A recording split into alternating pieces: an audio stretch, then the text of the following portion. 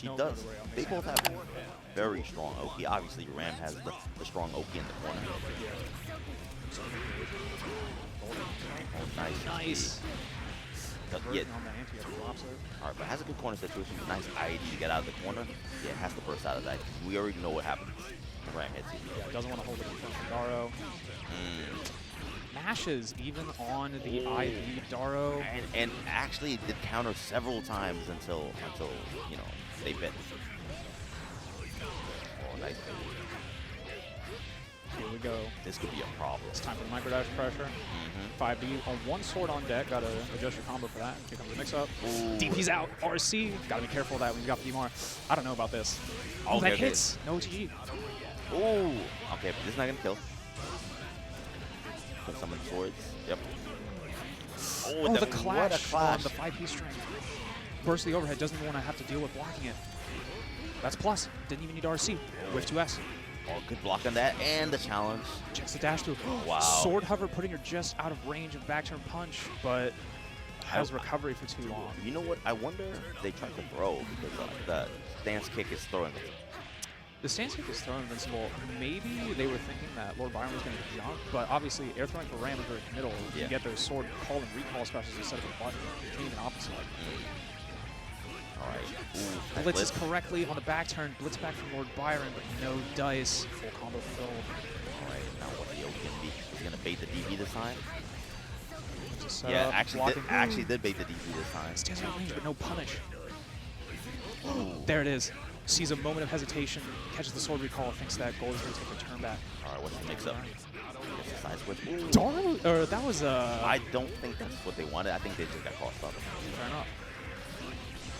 That was Ram's dive kick over the BD low there. I don't actually know if that's frame 1 impulse. I think it's close. Or frame 1 low impulse. Yeah, like, honestly, like, that move, it couldn't have been on purpose. That had to have been, like, a misinput because of the...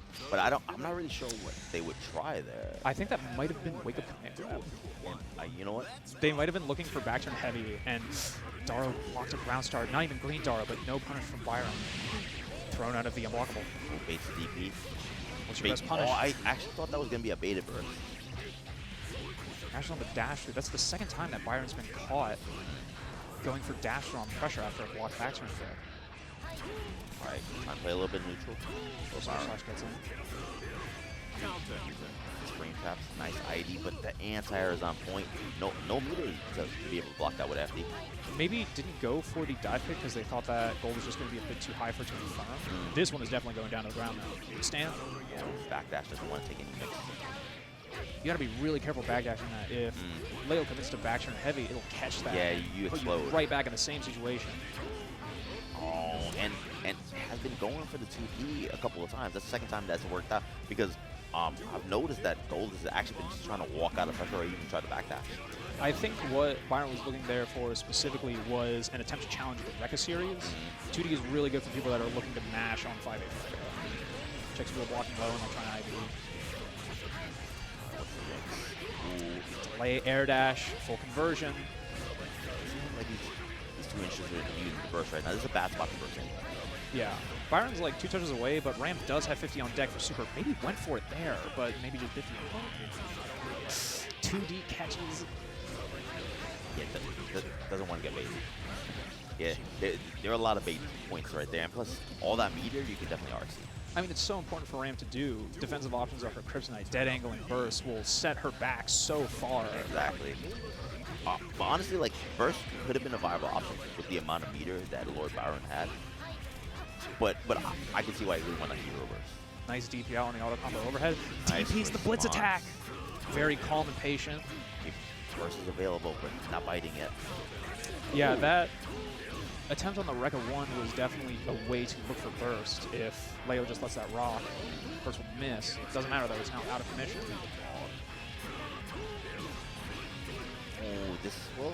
Nah, that's it, yeah. Yep, Stun, Hot can take advantage of, where he can get up with Flick, and its speed on steps that wouldn't quite be meaty can bail him out. Yes. All right, and obviously in neutral as well. Oh, they're matching. Oh, Roundstar backdash from Cole. Interesting. Good use of Flick counter. Goes with the slide head. Nice. Uses it. 5 heavy. just slowly advancing, using 5H and Hammerfall Break to check these reckless wall sets from Cole. Say, no, you are not going to do this to me. You are going to play an honest game. I love the IDs too, just to minimize the advantage. Catches the backdash, goes for Buster on wake up, but 2B's out from Cole. I do like Khaletek's defense in general. You can't flick there. Ooh, nice combination, flicking both at once, using the projectile to deny the other ball that was incoming. Right. Has a decent amount of meter right now. If he lands a hit, he probably gets him started. I want to see Khaletek use his meter position. I think that Cole has had too much running away, and he needs to be a little bit scared. I agree. Very dangerous burst. HPP to try and get in. Double head Morbid gets RC'd.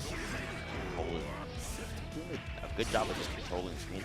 And maybe he tried to do a flick, but a little bit too late there.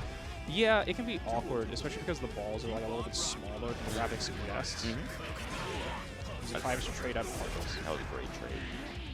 No 6-3 there. Nice. Again, there it is, using Flick to wiggle out of those setups that just aren't quite meaty. I like that. Representing the fake throw attempt and going low, getting the knockdown. Cole being very active on the defense, though. I think that that's a dangerous game to play, but as long as Khaletek isn't representing any severe punishment, it's something that he'll be able to keep getting away with. Oh, you get the knockdown here, too. Bishop run out, but gets sly-headed. Oh, on the way back, it hits the JD. And it was in a very awkward spot. Couldn't even, like, use it again. But Khaletek doesn't have a lot of life to play with. Maybe going for an air throw there, but not quite sure of the spacing. Close to chip. All right, nice. You gotta be careful, though. Teleport to the other side, the charge ball that was left behind. JS closes it out. Interesting ideas from Khaletek, but like doesn't really seem to know how to get in yet on this defense. I think he's just got to leverage his forward. I think that he wants to play like a really solid game, but he's just not quite making enough correct guesses, or maybe like can't find Cole's rhythm. And in that situation, like if you're playing a character like Potemkin and you fail to be able to just consistently, slowly work your way in, you need to just make it as dangerous as possible for the other character to piss up. I agree. But Cole playing a very different game now. He's playing a very offensive game, kind of switching gears a bit. Yeah, using Dark Angel on wake up to put some pressure on Franken, getting the ball sets. Q5, the held version does become plus, and you just snag a counter with 6H. That was all Cole, like this time, you know, while trying to get in, really testing his defense. Maybe he was thinking out of Buster there, but wasn't sure of what Cole was going to do. Ugh, not actually plusing up on that S card does. Yeah. Well, I mean, even if it's not plus, if you're not punishing it. Yeah. Still, no confirm though. Khaletek had the opportunity to block. Oh, super dangerous burst. Nice. Right, jabs out of the Q5. Gets knocked down. What's the pressure? Waits over backdash. Doesn't OS it. Well, I mean, you'd have to read really hard. In that situation, yeah. Like that distance of Hammerfall, it's difficult to do like safe jump angles. But Cole just using that excellent Stinger YRC to cover all of Khaletek's normal options. Yep. No bets are out on. One of the things about like characters like Venom, you can create a lot of things. You can, you know, you can use your imagination. This could be a very interesting match, though. I think the main thing that I think Avery's going to be thinking about is using that 3H, that sort of Seismo-like button to punish distant ball sets. But I know that Swiggn is capable of representing this aggressive style and going in. And of course, Bedman has a ton of recovery on those normals that they miss. And is a very tall character, so like the fuzzies. There's a lot of defensive issues when you play Bedman. Yeah. Just 6H's out confirms the task move. I mean, obviously you can use the dash. You have armor on it, dashing forward, which you use sparingly. Nice YRC, protect yourself and air throw the teleport. Ooh, bed drop. Maybe looking for an instant overhead opportunity there, but decides to go low. Burst. Goes back to neutral. Mine the seal, jab, Bedman out of the air and handle it at the same time. But, I'm not really sure. I think that was a punish. I think that Bedman was still a recovery from 3H. That's tough. And no meter to YRC either. It puts you in such a vulnerable position, even if the return on hit is quite good. You can get a knockdown from that jump in. But it's back to neutral. Task Ace gets its way in between the setup from Swiggn. It looked like he had like an error in his movement right there. That kind of put him in a bad spot. Yeah, that's the thing about Bedman too. If you don't get the right dash, it's like because he got a super jump, and obviously he didn't get the float into the movement. Yeah. So if you kind of mess up, then you land next to them. Now you have to take. Yeah, it requires a lot of precision to control hover dash accurately, and all that for a tool that is you have a lot of control over, but his actual ability to clear ground quickly is kind of limited. Oh, nice, sneaking in over the 2S with the hover dash. But the burst is there. Yeah, this is such a good position for Swiggn. It's really difficult to justify not using it. I mean, Bedman's offense is so scary once it gets moving. Why not just go back to neutral where Venom is so dominant? I love that. Covering the air just in case you try to get up.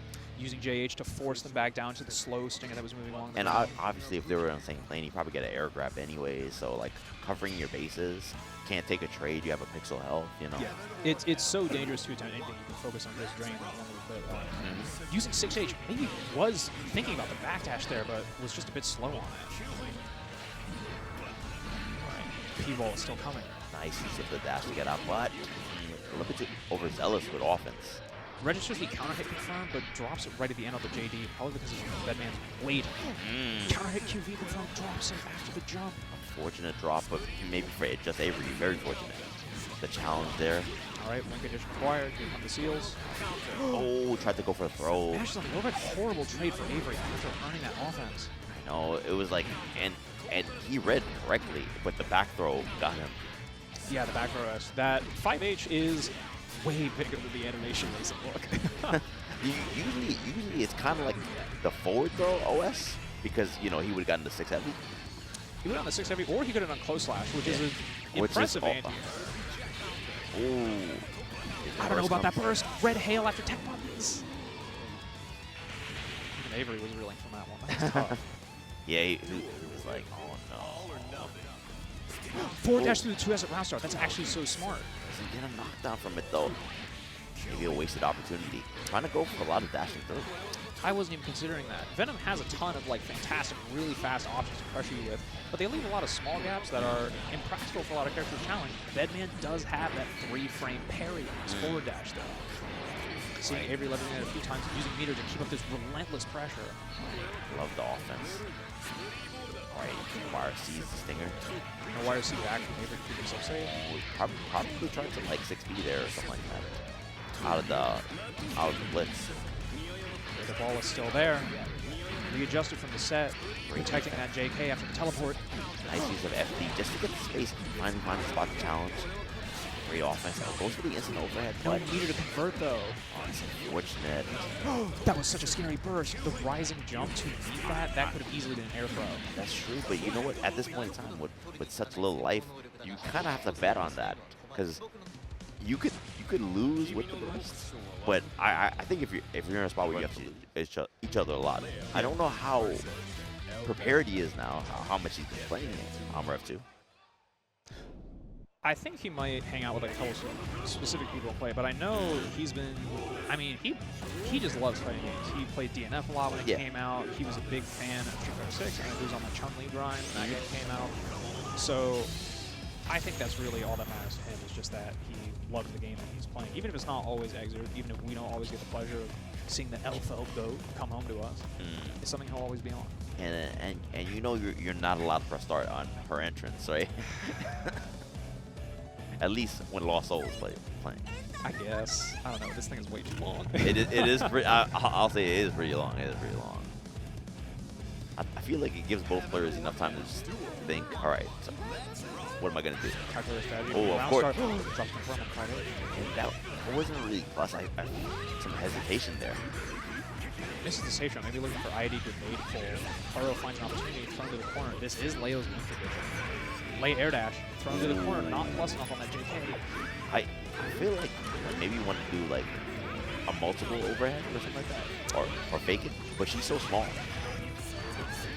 Yeah, her crouching hurt box is phenomenal, but that also comes with, outside of her 2S really, a lot of her crouching buttons are also kind of small. Yeah. Simple shotgun run up to the Vital. I'm not actually sure if the on-block Vital that started that sequence to the win. It was plus. I was going to say, there's no way that was plus. It's like -5 on block, so like. But it was so spaced out, right? Like it can become plus later. I don't think that one. Yeah, but like you can always throw it. Like when it's that close, yeah. Checking the timer on the grenade. Hook long out. Throw it out. Drops the charge shotgun loops. Counter hit 5H. cracked open by the back turn overhead. Yeah, goes for the Out. reset. Nice. And the 5 heavy. Haru could have teched out, even though also RC to ensure that that would actually knock down the air to 5H. Oh, he goes for not even goes for a frame trap instead of a straight up punish. That was interesting. I'm wondering what prompted Haru to press there, because that wasn't even an IB'd 2D, so I'm wondering what caused the press. He's warming up. Yeah, Haru's smiling. He's like, oh, I finally hear what he's saying. He's speaking the language of the gods. Get that man a Pepsi. Or Coca-Cola. Oh, no confirm. Ooh. Maybe he wasn't sure about mashing it and confirming it to Bridle. Possibly. All right. Nice. Or maybe we just wanted to fade out the burst. Diamond. Okay, yeah. You know what it is, though? That was a delayed burst. It looked like he baited, and then he was like, oh, you're not going to burst? Yeah, you saw he put the shotgun away to make him block it, but then Haru made the decision to delay it just to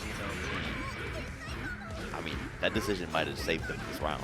But now, LostSoul is in the Lion's Cage, manages to shoot their way out. Nice confirmed very tip of Bridle. Corner situation, too. You can get the alley-oop.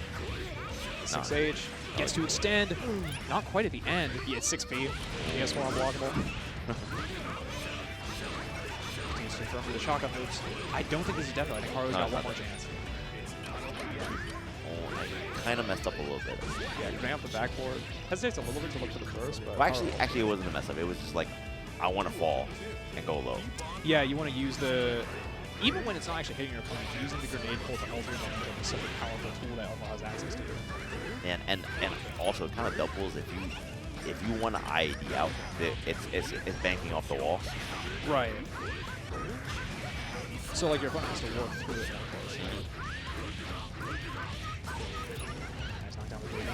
DP's out. Not actually. Looks like your jump wasn't so safe. Alright, nice. Gets across the combo. Late air dash gets blitzed. Oh, it doesn't re-blitz back. He wants to hold their meter for announcing some kind of comeback just like this. Techs out into it. Mashes. Oh, nice block on that. That is plus, though. What a heroic burst. Sniper rifle comes out. Gotta make this count. Nice.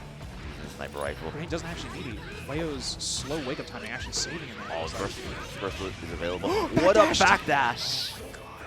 Even after the cross under Bridle, still had the awareness to backdash away from the burst. Looked at it as he was doing the combo. You're about to get burst. Speak your truth, Dan. Oh. Interesting pressure. It's... For what people have played of it, I think their cancels work kind of weirdly similar to KOF 02. All the cancel windows are at the back of a button's like active and recovery frame. There's a lot of like linking and stuff like that. Yeah, like weird close slash links and linking 5K far slash. And then and throwing in the low or the overhead that looks similar. Yeah, the 6K 5H mix up, which normally doesn't convert into anything really meaningful without meter, but then of course you have the heavy tuning ball that you can control, make it lead to conversion, and there is a lot of precision in that. I think people don't give Haehyun players enough credit for the amount of control that's required to consistently get 50-50 and also it kind of has like a skip neutral too with that super. Like I want to get in now. The super ball is so funny, especially because it bails Haehyun's out of combo. Oh, and the challenge on that, a full charge, and already not looking so good. No conversion, even on the backswing of the ball, but that is plus manages to link with 2P. Doesn't convert though. Just holding this space and using Falcon Dive to ensure that Swiggn can't really challenge. Oh, great challenge there. Cross on the Goomba Stomp doesn't lead to anything. Nice. Going low, no air dash. He's gonna get knocked down here. Now burst is available. Try to beat through that bar. It's all gone now. There's nothing more to eat. Ugh, man, one of the most... if this game had a hold attack, Venom players would get so many fewer knockdowns on normal hit 6P. Oh, yeah. But, like, honestly, like, that was such a good comeback. because the whole beginning part of the match, Swiggn was doing nothing but losing. Like, yeah, it was such a bad position to be in after that initial first hit. I mean, we're seeing a repeat of it right now, but managed to bring it back and keep their cool. Reset into the... Yeah, the tech button not working out so well. Non-reverse Hayabusa, non-reverse Shinken.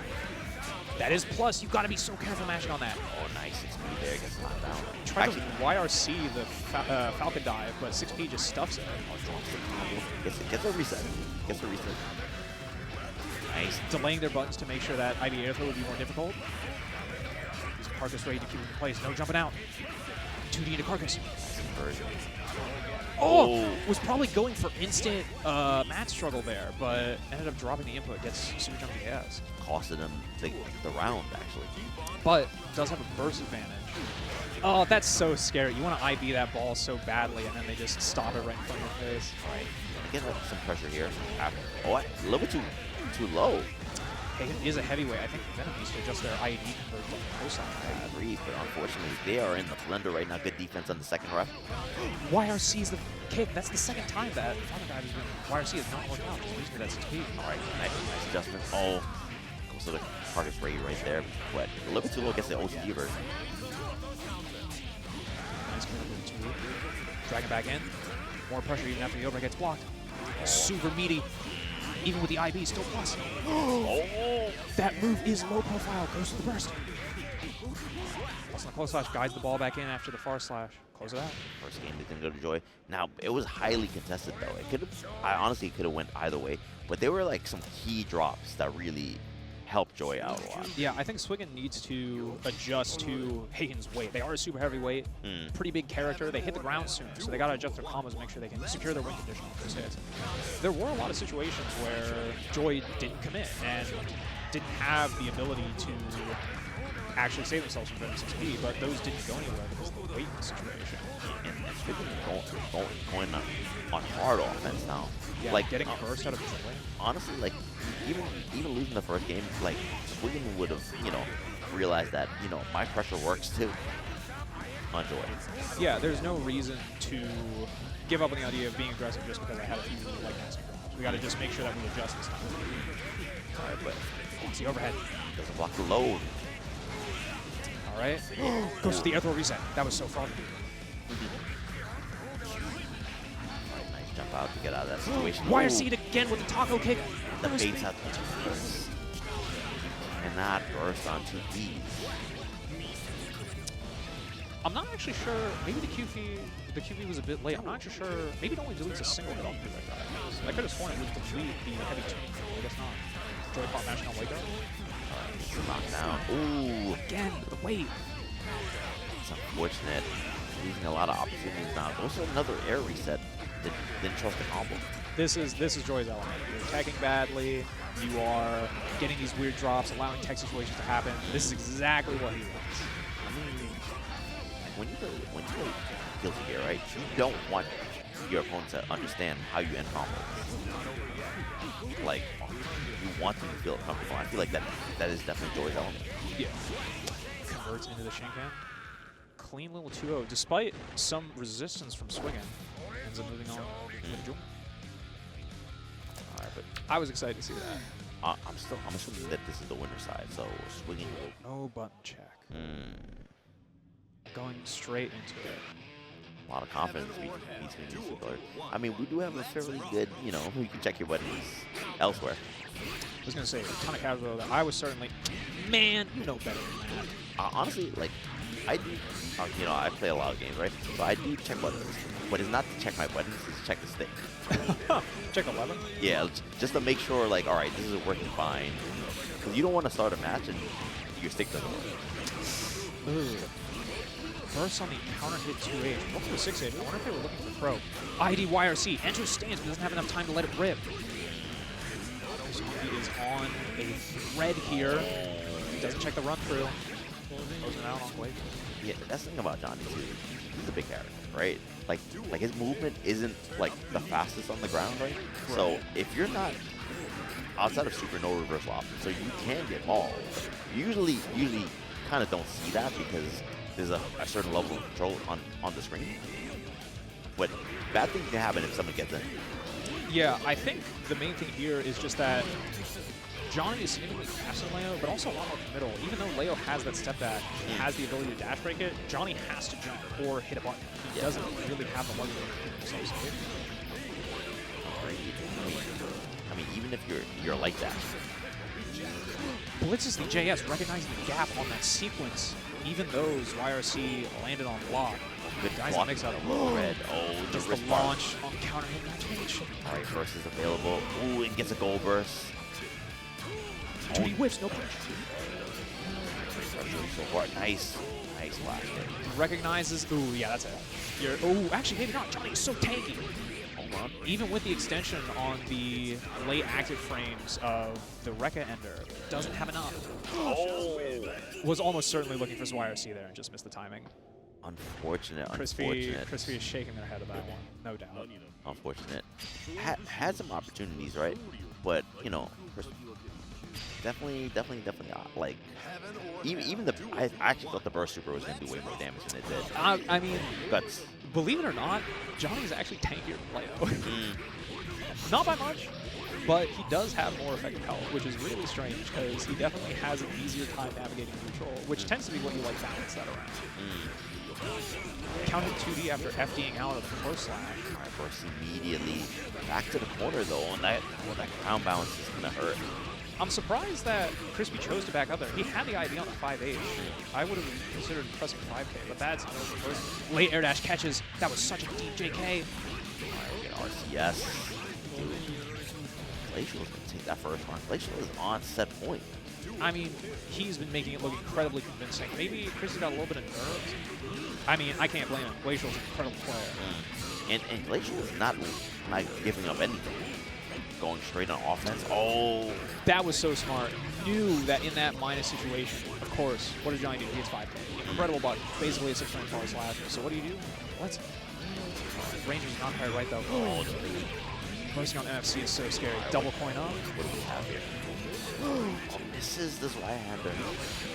Oh. No, counter hit level 3. That's it. That's the thing. That's what he does. Plus 1 million. It is 3 full seconds of wall stick. Big burst, good use of RC. This situation has flipped right around. This is not good. Great defense. Expect bar to extend, looking to crack. I love that. Open high. Oh, that was good use of FD just to get the push back. Yeah. Create some space. You only need one hit, even if you didn't have levels. Here's the thing, though. Leo does a lot of damage in small bursts of hits, so he doesn't give a lot of bursts back. No, his combos are pretty short and like back. Exactly. So the thing about it, though, like, it's a possibility that Munky may not ever get burst back in this round. Especially not if these blitz wars happen. But Well, I mean, he might just win. I was going to say, actually, yeah, he's in a position to close this out. Run through, beats out the 5K. Run through again. Oh. Back to the other side, making you dizzy. All right, do we get Wake Up Super? Yes, we do. Waited with the backdash. YRC in the level 3 low. Air throw reset. Unblockable's coming. Oh, no, that was so scary. I'm a little mad that I called it. You know what happened? I just happened to look down at the meter, and it was 100 meter. It just became 100 meter. And Glacial had nothing to work with at the end there. He got 50 bar back on the last confirm that he got hit by, but not enough to wake up with DPRC or anything to deny the unblockable. Ooh. Good spacing, using that backdash to position perfectly for level 2 P-Finer. No FD for play. No, not again. Come on. Drop though. Was it a drop or was it a burst? I'm not sure. Ooh, I know that you can opt like that. After you throw the point there, you can keep yourself for a save, but maybe Chris just wasn't going for it. All right, out of coins now. No fun. I mean, and he doesn't have super to get it back at. No. Oh, burst into the corner though. Oh, used it up. I mean, still in a very strong position. Yeah. Good use of FD to get Glacial off of him, and then using his buttons, just playing that classic Johnny corner control game. Yeah, Johnny, best grappler in the game. The thing about this character is that he runs strike throw mix-ups at distances where other characters play corner control. So he's standing like a full yard away from you, and he's just clicking buttons on him. Learns the level, thinking that the P-Fire will find its home, but Glacial just slides over it. Oh, it's probably just a fuzzy jump there. Oh, this is going to hit. No, it's does not. it? Wow. Coin is cheap. Sonic Boom recovery. Better than Sonic Boom recovery. I mean, even if it hits point blank, it's a minimum of +6. That said, yeah. I mean, it's expensive. Use the super as well to keep that burst safe in the event that going into Rekkas gives Crispy just that little bit to work out. All right. Both players on set point.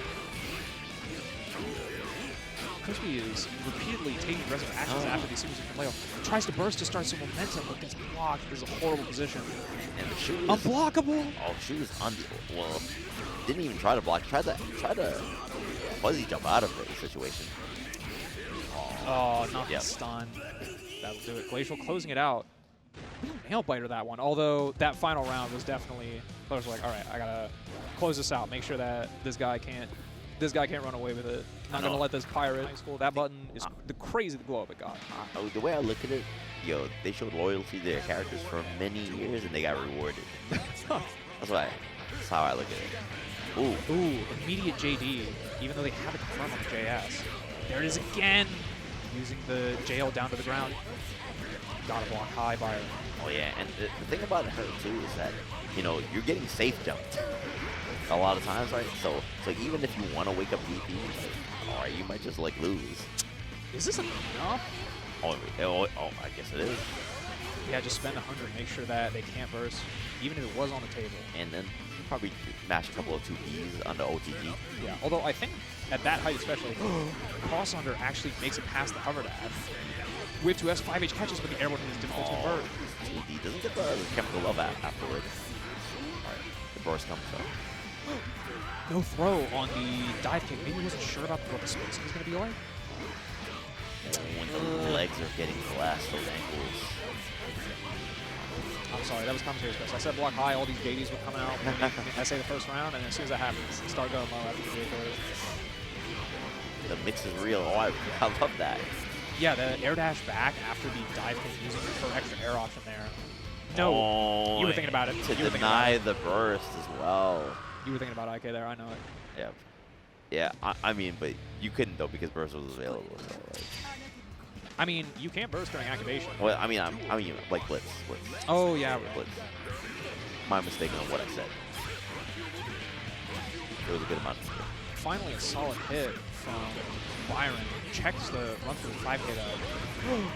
Counter hits the recovery from stroke. Both bursts are already gone. Nice. He's out. That could be the solution he's looking for to that situation. Maybe, you know, because there is a gap in between. Oh well. Not if you're standing, I guess. Yeah, good call. The UCL loops. I still have the combo a little bit. He doesn't really seem to be bothered by it. Or Byron just kind of figure something out. Next round. Yeah, goes for the super just to close it out. Burst is back on the table. I mean, the adjustment could be maybe not letting SA play. I mean, you know, it's like people ask, how do you block Eno? How are you blocking Eno? Oh, you just don't be there. Yeah, just don't be there. And that is difficult, especially with Leo, where your ability, you know, the main weakness of this character, one of the main weaknesses, is that her ability to, like, move forward safely is kind of dubious. Yeah. But if you can't really get away from her easily, your Leo is pretty slow as well. That's not something you can really easily leverage. Looking, what was he looking for there? I think that he looked at his own burst. Maybe. Because it was in the same corner. So he looked up over Eno. He's like, oh, she has burst. Not the reset with sterilization method. This is a lot of damage. Of course, there's a lot of damage. This character always does so much damage. Visa RC. TV's in the other direction. Nice. Chance. Oh, and the empty jump into the throw. Oh, Lord Byron, very much still alive. Signs of life. Gotta make it count, though. But still, SA is still on set point. Nice confirm from JK. Reflects the note, but it goes low. You can't control it after it changes ownership like that. Are you gonna get this knocked down? YRC actually confirms the counter hit. What's the OP looking like? 5D YRC. Yeah, using the FTC to get another JS in. Now, I love that because it doesn't give him the opportunity to flash kick out of it. Yeah, keep it gapless. Definitely looking for burst there. Oh, he tried to throw it. Nah, that's it. Yeah, that dive kick is 2-. I see the bet though. Like at a certain point, like if you get this, maybe it'll work out. And it's is that you have to be on the ball with your consistency against him. If you give him a single crack, he will tear it open into a ravine, and Haehyun takes that so far. Agreed. But LostSoul looks so calm right now. I mean, he's always so like jovial and confident on the stage. All right, but let's see what's going on. Oh, 2 HPs the dive kick? That's crazy. What a response. And you can always depend on LostSoul to do creative techniques like that. I don't think I've ever seen that. I mean, it makes sense, though, because she's got the low profile. It's like It a does. bootleg stunned it. Right, but Joy holding onto the first. A lot of respect. Or 6P. Oh, wait a minute. All right. Go, my child. Hold down the neutral. And it's coming back around for another pass. Oh, and Throw invincibility saves them from getting bailed out. Manages to run out the duration on the ball. and I feel like when you fight against LostSoul, situations that you know in your heart should be your situation, that you should win, he finds a way. It's that presence. Oh my gosh, incredible confirm. The counter hit jab linking into the 6H. Oh, and the adjustment in the combo as well. Oh, and a lot of bases were covered in that alone. I mean, something we saw somewhat frequently in Joy's previous set was utilizing those scramble situations on Tex to try and generate some kind of momentum with Haehyun.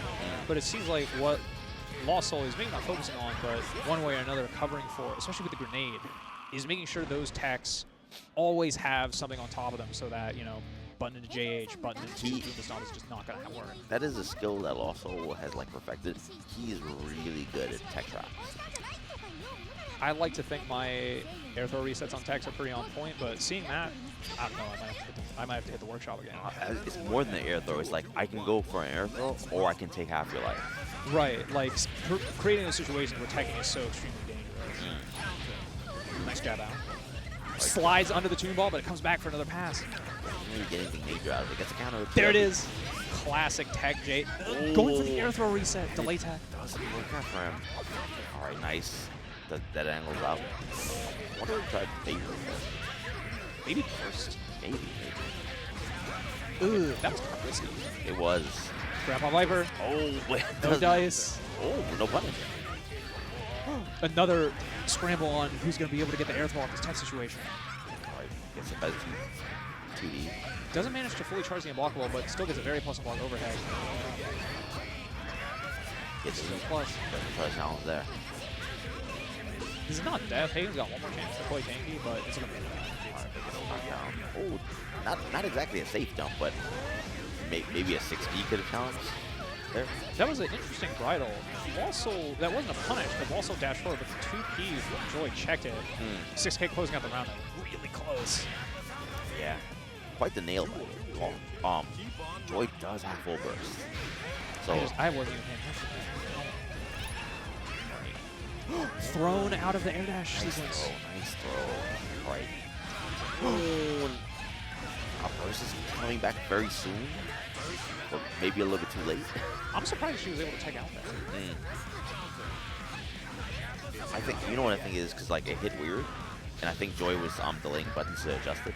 Yeah, I mean, that was still an excellent pickup. Haehyun is one of the only, I think the only character in the game who actually gets better combos mid-screen than the corner, but still being able to convert from the kicks in that situation. Good awareness from Joy.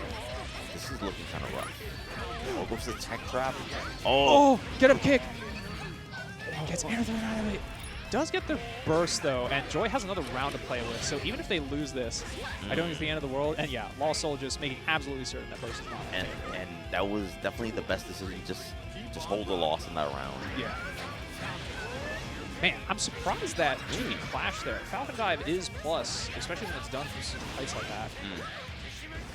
Reverse hit on the JH still manages to use YRC to salvage that situation. Oh, drops a combo, but Good stop. when he gets a perfect on LostSoul. All right, 1-1. Joy coming with the upset. I don't even know if Joy can hear him right now. He has the headphones in. All right. Also thinking about it a little bit. Got to take some time to stew. Ice him out just a little bit. Make him like Just a little bit. I wonder what kind of adjustment, though, because Joy... oh my goodness. Maybe that was not the adjustment. Yeah, whatever it was, nice. Waiting for the throw, seeing that little shuffle that Haehyun does when the two balls on top of you. Man, he's such a heavy character. Even with the nerf to like knocking you down, like airborne wise with the 5 heavy, he still falls sometimes. Yeah. All right. Mashes out the 6P. YRC, there's no, I think that was OGG? invul. The YRC slipped through the jab there. Like the Counter 5 6H. frames invincibility or whatever. Grandpa Viper. Oh! It's time. Oh no! JS counter hits Find Smart. Mortal counter. This is so dangerous. In that situation, Joy had nothing to lose. One hit would have killed him anyway. Yeah. LostSoul had everything to lose there from that danger but time. weathered that storm perfectly. Managed to keep it cool. Oh, 2 H's. I wonder if that would have gone under if Joy hadn't thought about it. I don't know. That seems like such a risky thing to do, but it works. So who am I to judge? Nice, using 2K to confirm off the back end of the tuning ball. Keep save. Break on the throw. What attack? I guess knockdown. Blocks a 6P. Tries to mash, but the bridle's right behind it. All right. No, spaced out 6P. Not death yet. Oh, okay, well, I mean, not. it could have been death. If that burst had gotten lost, yeah. All right, here come the balls. Trying to use kick to convert off of it. Nice, avoids the full charge. 5H puts the diving gun away down. Oh, and it looked like Joy tried to like after chicken guarding, tried to mash right there, but still 2+. Yeah, that JH also hit in an angle that was like very difficult to challenge. Haehyun has okay anti-airs, and being in the air, while the character is really popular at mid-level, there's just this sort of race of people playing them to sort of like crack into that upper ceiling and really put up big results with them.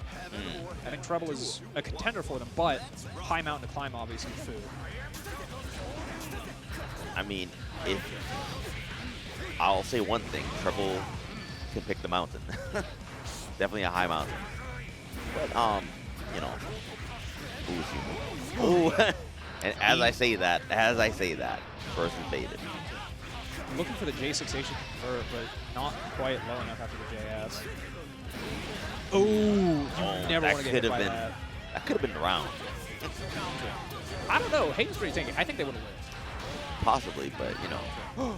Not quite confident about the close / pickup on that J6H. Decides to opt for a 6P reset instead. Dead angle's off. I don't want to hold the sword. Not so instant overhead. JD gets blocked. Excellent reaction. Oh, nice. He gets knocked down. Oh, and the OT does kill. Yeah, using 2S. Just keep it simple. Nothing fancy. No kick loops. Just do what you do for the kill.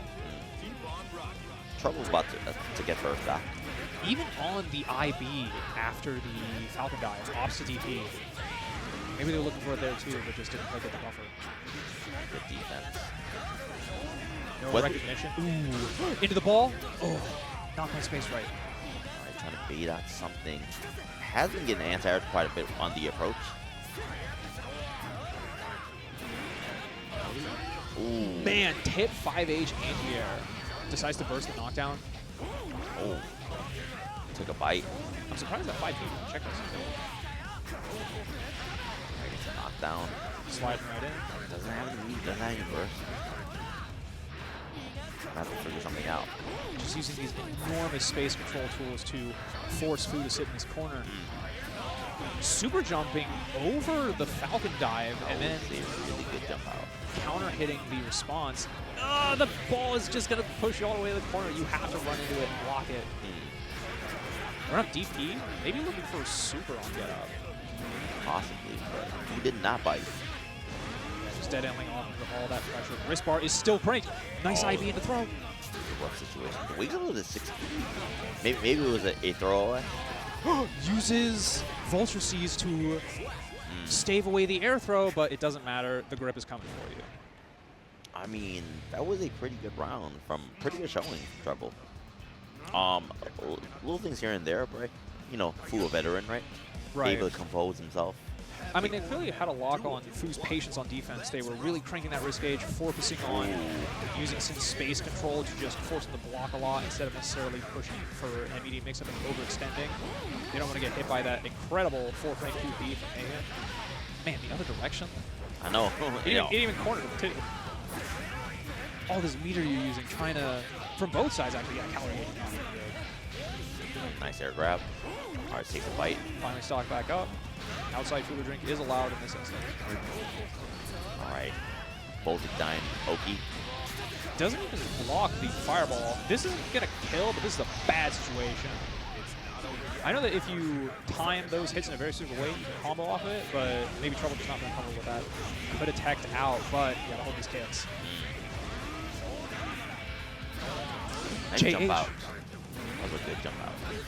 Okay, blitz works. That's still plus. Man, challenges even on +5. Maybe there was a delay there because of the DP. I'm not actually sure. I mean, we'll never know because we're not entirely sure what food pressed there, but there was a counter. Maybe it was just a particularly nasty hitbox action. Maybe.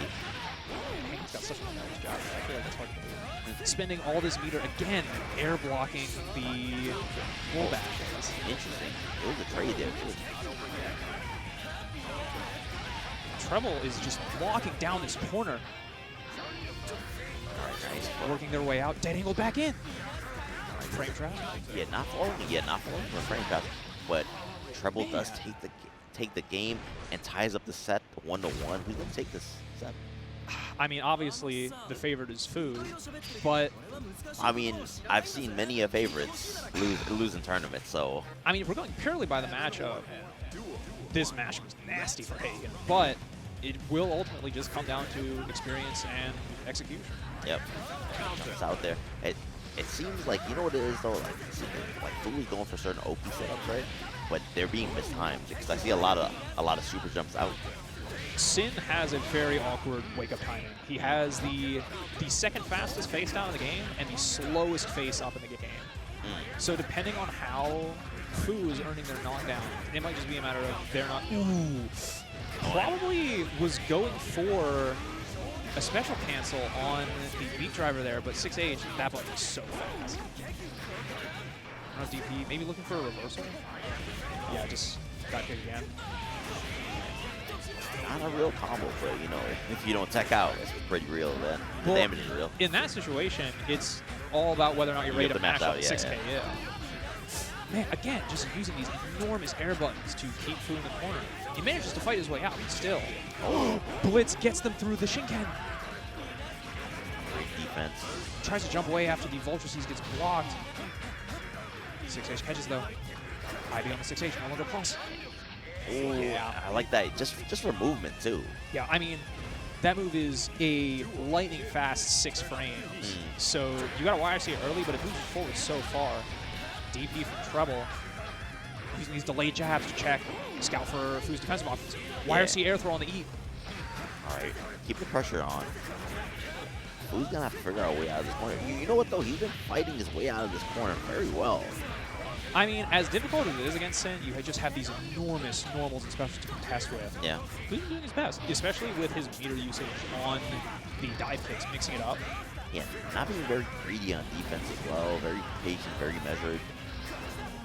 I mean, it's hard to dislike somebody who really takes their time and plays solo like that. Like, it shows the amount of dedication they've shown to learning what to do. What awareness? The counter hit fight. Oh no! You gotta block all this. Yeah. You literally have to hold that.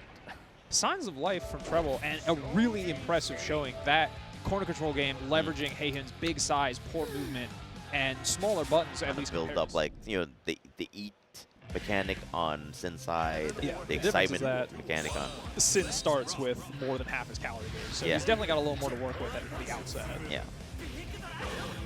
Well, on the other hand, though, Raven does get a lot better when the excitement goes up. Yeah, that damage goes up. You start getting longer orb sets, the comboable command grabs. Ooh, dropping the JS confirm. That confirm is difficult, especially if the combo is scaled. Matching on the free cards. They're picking up some damage, though. Andross is trying to do. All right. Ooh, doesn't quite confirm. That only works on a crowd confirm. That 2S into strat sequence. Otherwise, you need a heavy confirm. Nice orb placement. Got Yuri to fail it hiding out of the corner. Man, I don't know about that one. That was a championship tier burst. You're gonna have to work hard to make it, go the distance, and of course, with that little HP left, it can be. I mean, I get it. It's scary. You really don't want to lose. You want to hold on to your round counter, make sure you don't go down. But sometimes you just gotta recognize, like, are you really going to be able to work this situation back? Simply going low. Go for like bigger damage in that situation. I mean, I feel like with that counter hit, Raven could have exploded. This character, his health works in very strange ways. Sin, especially, if we talk about characters like combos earlier, Sin keeps it pretty short. Yeah. And that's what the best way to hit Raven is, like, right at this point, right before the halfway point of his life bar, hit him as hard as possible and as few hits as possible, just to make sure that none of his very high guts can take it. Oh, empty jump throw. Again, here comes the lead pressure. Not a real late air dash setup. The 5H from Andross on Wake Up manages to stuff that. Yeah, not able to convert into like meaningful damage to close it out. There's that up command grab, but Yuri are just hanging out so high above it with that air option, spinning the double jump. Oh, I'm not really sure if that well, maybe they were planning on trying to go for a high-low mix-up as Sin landed, but that is one thing. I mean, being able to, one of the scariest things about jumping in this game is not doing anything.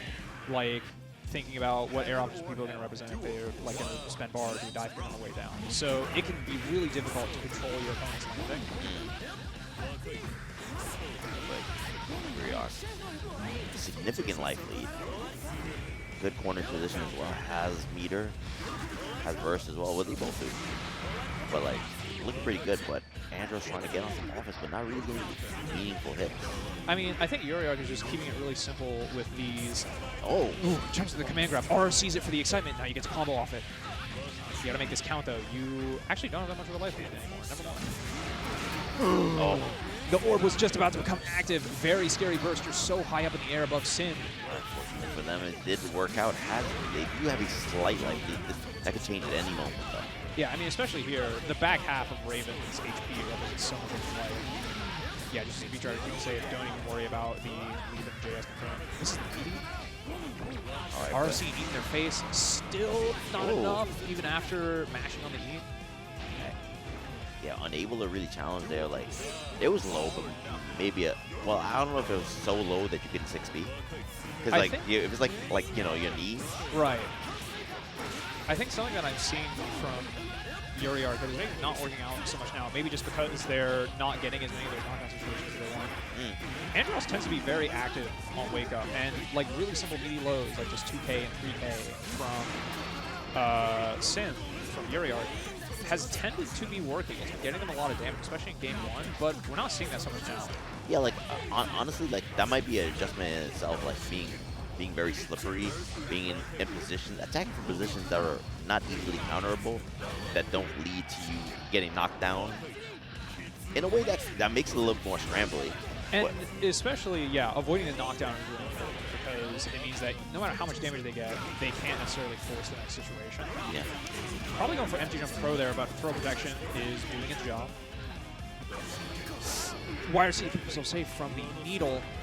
And those glide ticker situations are nasty. No conversion from Andross, though. YRC's the needle, but opts to go for glide anyway, even though Yuri was jumping in. Doesn't matter, though. 2S will close it out. Gets the counter to confirm. Yeah, Andross was getting hit by some air-to-airs, but it was never, you know, like, going back to what we were saying, he was never really in a position to get knocked down. Yeah. Like, no full conversions.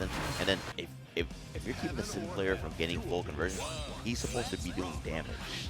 Right. And this character does convert relatively easily. Beat Driver makes a lot of combos work, but especially with Air Beat Driver, unless you have the wall to work with, they can just tech out. Exactly. So it prevents those knockdown situations that we saw Yuri getting a ton of damage in game 1.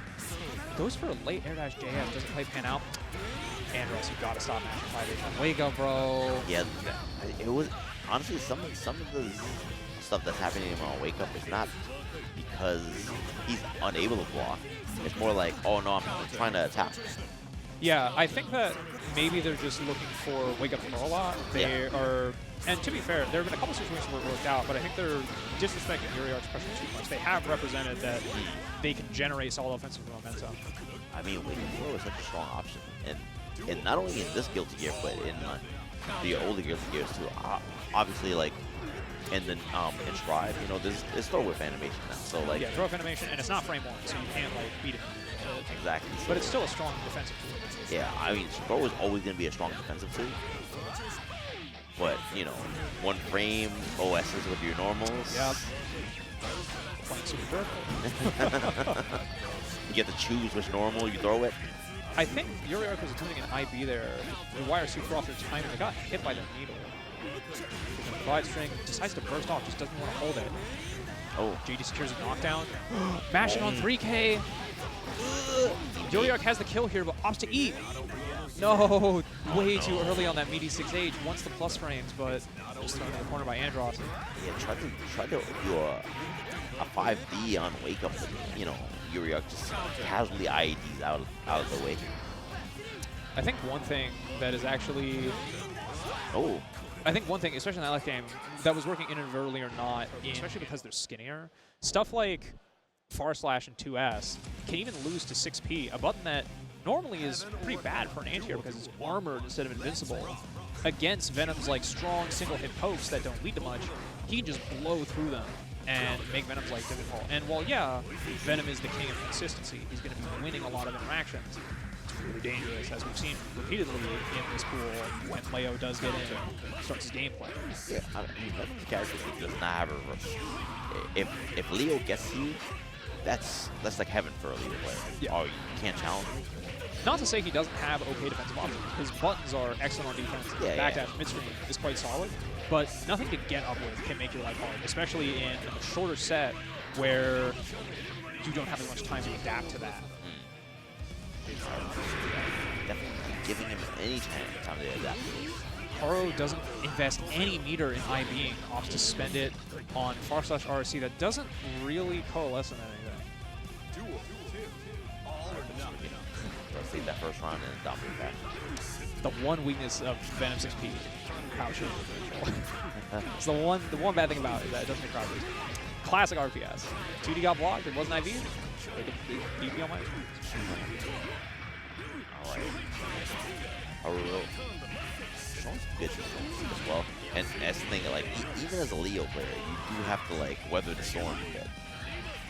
Yeah, especially before you have any meter, there's a lot of just working your way in, building up resources, IVing balls, not really getting a ton of opportunities to start your offense, maybe throwing a boom here and there. Oh. But it can get pretty dry. Doesn't get the full parry, but gets the catch, a little bit of a reject animation. We got a really nice pickup. Not a lot of life on Haru's side. I think it was a signature match, ran up with the FD break. Counter 2D. What are you going to do with this? Ooh, thrown out of the Rekka. Nice. Recognition, IBing. I think the main factor that informed that decision was the meter that Haro had. You know, normally when you block when you see that the Rekka 1 gets IB'd, there's no reason to continue it because you risk the throw. Yeah. But I think maybe the reason they committed to the series is because they had 50 on deck to go for Rekka 3 ROC, which is tremendous reward on counter hit. The kind of reward that would have won them the game off of that hit with the amount of life that's happened. Nice, gets 2D and the pickup as well, knockdown. Oh, it actually missed the ball there, so. Nice simple 50-50 with the JH for the ball. Not quite enough to confirm, but Stinger's got your back. Yeah, knockdown, yes we do. And this time, like, really good with the weight of the character. We saw like how that was messing them up. Yeah, Leo's in a really weird like weight class. I think the only other character that shares his weight is Johnny. But still, managing that heavy weight and recognizing combos that will work on him. He shows better situation than Venom. Techs out, Far Slash misses. Still a bad situation for Swiggn. Oh yeah, defense holding up. But as I say that, not even the unblockable actually gets hit by that move. Yeah. Mashes even on +3 on the backstream kick. That was great. 6H, maybe looking for an IED. Oh, gets the counter. Ooh, that actually saved him. Alright, challenges. A little bit too far for the 2D knockdown. Ooh, spacing trap. That Lego's 2P is kind of average, but it has a decent enough hitbox that you can create that spacing trap situation. Goes for the late active frame hit of Rekka 3, but doesn't quite have it deep enough. Oh yeah, I was just gonna touch upon. I was just gonna say that Swiggn didn't even have that much life to survive on. No, and if all you need to do is take that little bit of chip, one S-boom will do the trick if all you need to do is power through one ball. But get the knockdown here. Swiggn with a really good life lead. Yeah, nice conversion off the JH teleport. A little bit off the oh, so awkward. What are we talking about? All those tricks that he used to get around, you just slid right past the 6H into potentially a game-losing conversion if Swiggn hadn't bursted. Tries to DP, but there's the RC. Gets caught on the way down by JK, not sure about the situation. Obviously not 6P. Alright, Rude believes. I mean, as a legal player, you have to believe and you have to go on offense. Had a chance mashing on that, both players mashing on the sequence, but neither of them quite pinning it out. Back to neutral, although Pro is cornered. Yeah, that FD is kind of messing up stance, back stance Gatlings. So like the overhead is missing quite a bit. Throws the run through. Don't burst this. Oh, it worked out, but that was so scary. Teleports around the big boom. Stays just out of range of the 6H, but 6P catches. Yeah, like, I mean, it kind of shows how difficult it is. He can make magic happen if he gets knocked down, but if you're not getting that in, we can keep playing and not let things like this, you know, get to us, right? We can still all be friends at the end of the day. yeah. All right, bro. No butt check. But right now, we're not friends right now. No, right now, I need to kill you. Ooh. Nice, thrown out of the run through. Decides to burst the close left. That's such a scary burst. That's so scary. But it does work out, but this corner pressure is not working out so much. Holy, incredible conversion. So good. Even after the ball hits the DP, using S Carcass to pick up, that was so smart. Maybe looking for 6H there. Oh, and double head morbid RC, just enough. And everything Lord Byron was trying to do just wasn't working. And the funny thing is, Swiggn just got warmed up for this matchup. Yeah, I was gonna say that might be biasing things a little, but when the offense comes out, really all that matters is the S. Yeah. Mashes out, recognizing the hesitation on that offense. The safe jump, great defense, and a top 5K challenge. But the crouching confirm, ooh, that's nasty. Doesn't quite pick up with the JK though. Boom, YRC. Throw it out. Maybe that was back in heavy. All right. Insistent on taking this round. Doesn't want to give an inch or like any opportunity at all. I can't believe that JK hit him. The 12 AggroCraig putting in work.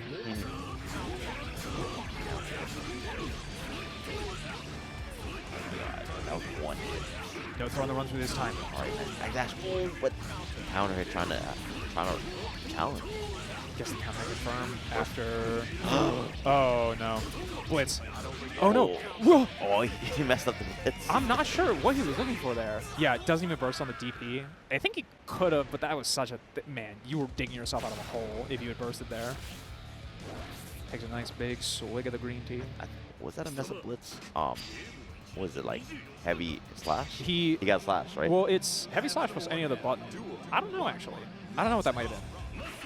He might have just been going for run up close slash because he did have a little bit of forward momentum. JH after air dash backwards to protect yourself. Just holding that airspace right above where Berserker slash hits. It has a little bit of height, but not enough to catch people hanging out at like on height. Maybe looking for the burst there. Doesn't finish the wreck out. Might be on the back turn heavy, but he's still plus. All right. Fight his way out of the corner, but he's been here for a hot minute. All right, burst does save him from that damage. One thing I know that Byron would like to do is on that hit where you have to burst before the windmill super, does so much damage. He will intentionally drop and go into back turn dust to try and shield the burst, parry it and send him back into the corner, and then he gets the super anyway, because you can combo into the windmill super from the shield hit after it wall sticks them. All right, but... Ooh. Drops 6H. DP's out. Recognizes the gap on block after the Q5. Yeah, it's one of those situations. Honestly, when you drop combos with any character's costly, right? I feel like when you drop it with Venom, you lose so much. Yeah, I mean, the hits that knock down on Venom tend to be pretty specific, so you did all this work to get a hit that actually led to something, and now it's gone. That can be pretty rough. Right. Defense holding up. I'm not that surprised that Byron keeps going for the run-through situations, because it's been about a 50-50 chance of whether or not Swiggn responds, and it is still RBS, because if you do try to throw him and you're not using the FD option select, he can like do space and traps and a bunch of really nasty things to you. That said, IDJH closes it out with more in the tank. Alright, we're all tied up in rounds. Swiggn leads this round. Gotta stay alive in this bracket. Burst him into the corner. That was a really smart use of the burst. Berserker Slash connects just before the Q5 becomes active. Ooh, and as I said, that the cross lands. Yeah, again with those run-throughs. I wonder, what did he wake up with? That was an enormous counter. It gave Venom a trade from. That's so rare.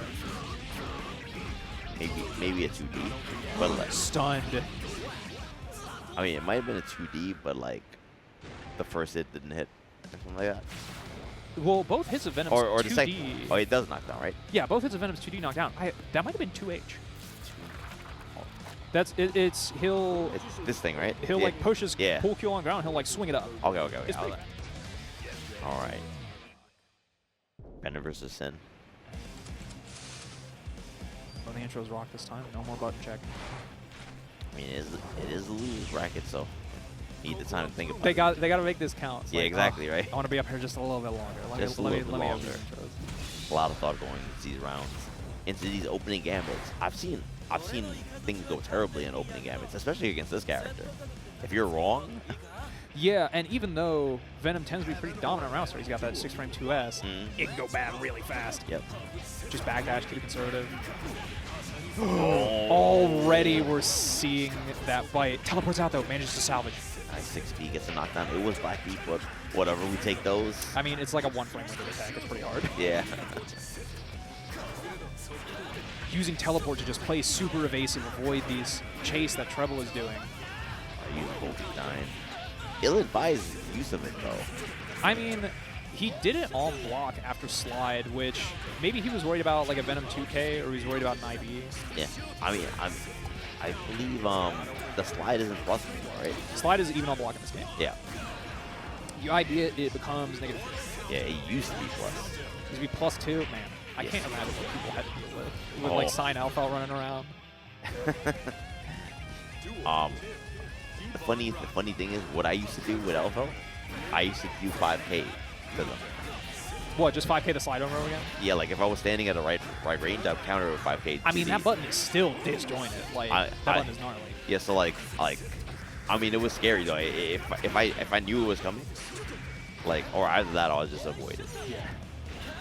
A little bit of leap off it. Catches the jump. Nice conversion from Treble, recognizing the airborne hit. Manages to burst out. Cornering themselves kind of, but sending Cole so far away that they can't quite convert. Alright, has a corner situation. Spend those calories just to keep blocking low. Blocks the JD. Opts to not 6P, decides to back up instead of holding the ground. Maybe he wasn't sure about the space there. That's what leave them at.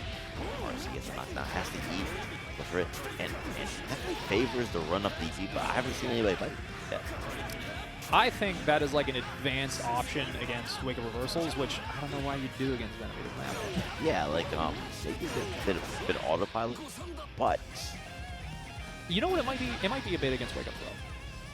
Maybe. I think that's what it is. Because Soul players will do that. They'll run up and do HDP on your get up and then they'll RC it as a like hard call out to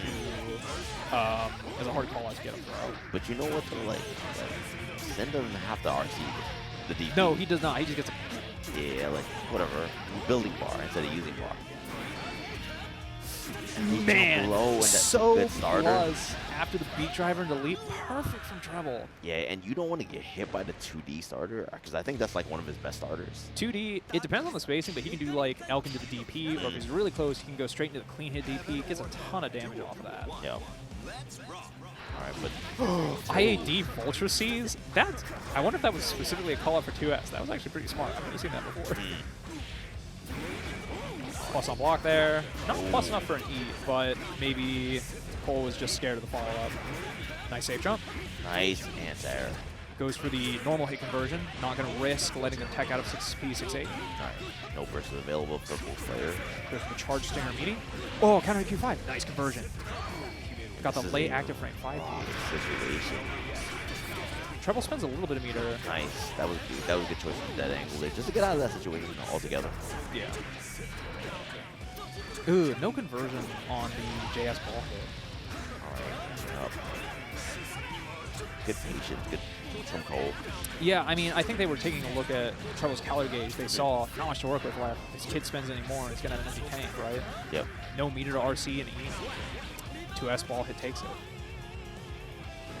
Yeah, like still though, like Cole doing a good job in like certain aspects of the round. I mean, obviously Treble, you know, had a pretty good showing in the first game, but I like the adjustment.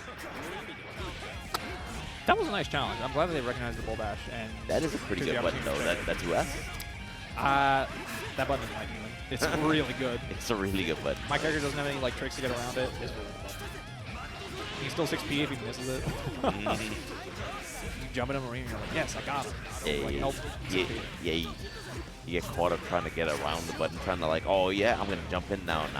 Oh, you recovered? Nice. Good stuff. Looking for the burst maybe on that slide into RC. Ooh, you're spending a lot here. And the even situation on the elk hunt leads to a 2S. Yeah, really overextended there. But we are all tied up 1-1. Yeah, I mean, even without IB, you know, normally what the RPS around slide is you IB it, you make a minus, and then he's got to spend more calories to keep you in check. But Venom has such a fast and long-range 2S that even if you don't IB it, it can be difficult for Sim to challenge. Oh. Using instant air beat driver ends up getting a knockdown. Cole must have jumped at the same time. Oh, the force field. Yeah, burst and not get knocked down. Nice IB on the stinger. Use YRC to keep himself safe. Nice simple conversion. Yeah, it's rough. Super meaty cable. Our dead angle. That was foul. Just the little walk up, gentle little left D break into throw. No, misses the meaty. Actually doesn't have a lot of calories. He's gonna have to eat pretty soon. Yeah, and in this position, not that much health on the table. And he lands and gets the anti-air hit. I feel like, ooh. And that's why he's running up DP. I think he might have, he was probably going for it. It was just a bit late. The one time he doesn't do it. Oh, that's so sad. Using that beat driver to control space. He's gonna wake up, and he's gonna run up DP on someone's wake up twice as much now. It's like these motherfuckers can't. Oh, I'm surprised. I'm surprised he didn't like 6P or something like that. Or I DP. think he was worried about. I mean, we saw it there. The angle, right? YRC, yeah. Tech's out. Oh, nice. Thrown to the corner. Oh, this is so scrambly. JD gets IB'd. Still plus. This could go bad really quick, but it will not go bad for Cole. Despite a strong game one, Cole manages to keep it under control and close out against Treble. Pick a secondary. Pick another character. Go to the characters. Or what do? Pick a room, press start, go to the character select screen. Pick a better character. Ooh. Dive kick making its way over the A misfinder. Gold burst. It's YRC in.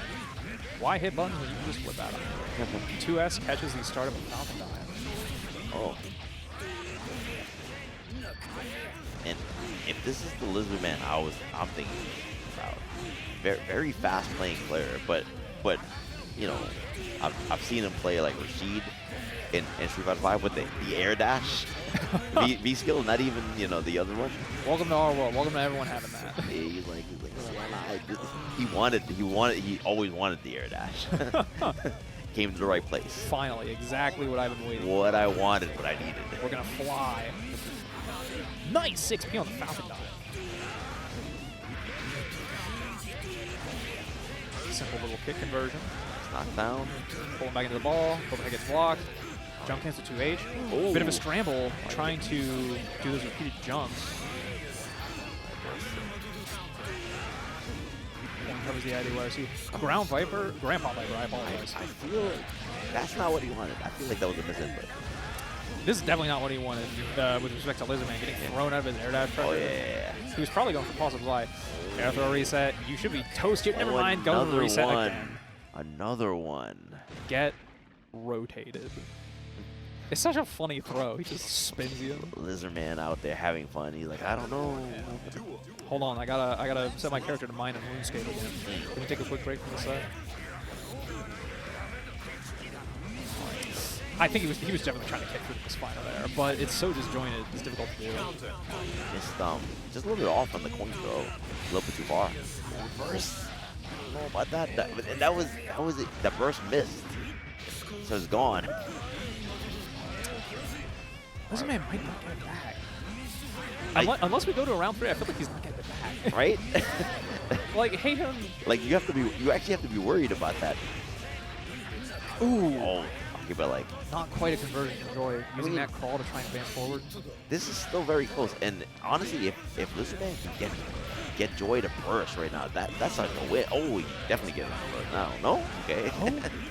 Well, I mean, clearly he didn't need to. There was no conversion from Lizardman. Yeah, like if there was a conversion, maybe a burst. I mean, Haehyun's big. I really didn't think that one. Oh. Oh, that's so smart, because it deletes the coin. Haehyun's 5D nullifies projectiles. But that was so awkward what happened there. I was like, where is Johnny right now?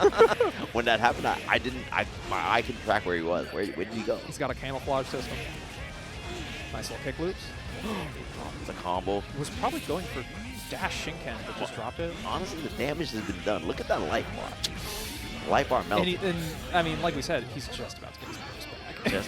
just about to. Okay, he finally got it back. No! No! My gosh, as soon as we say that, we apologize. I mean, it was, I mean, the combo was over at that point, too. Joy had forfeited it. Wow, what an incredible conversion.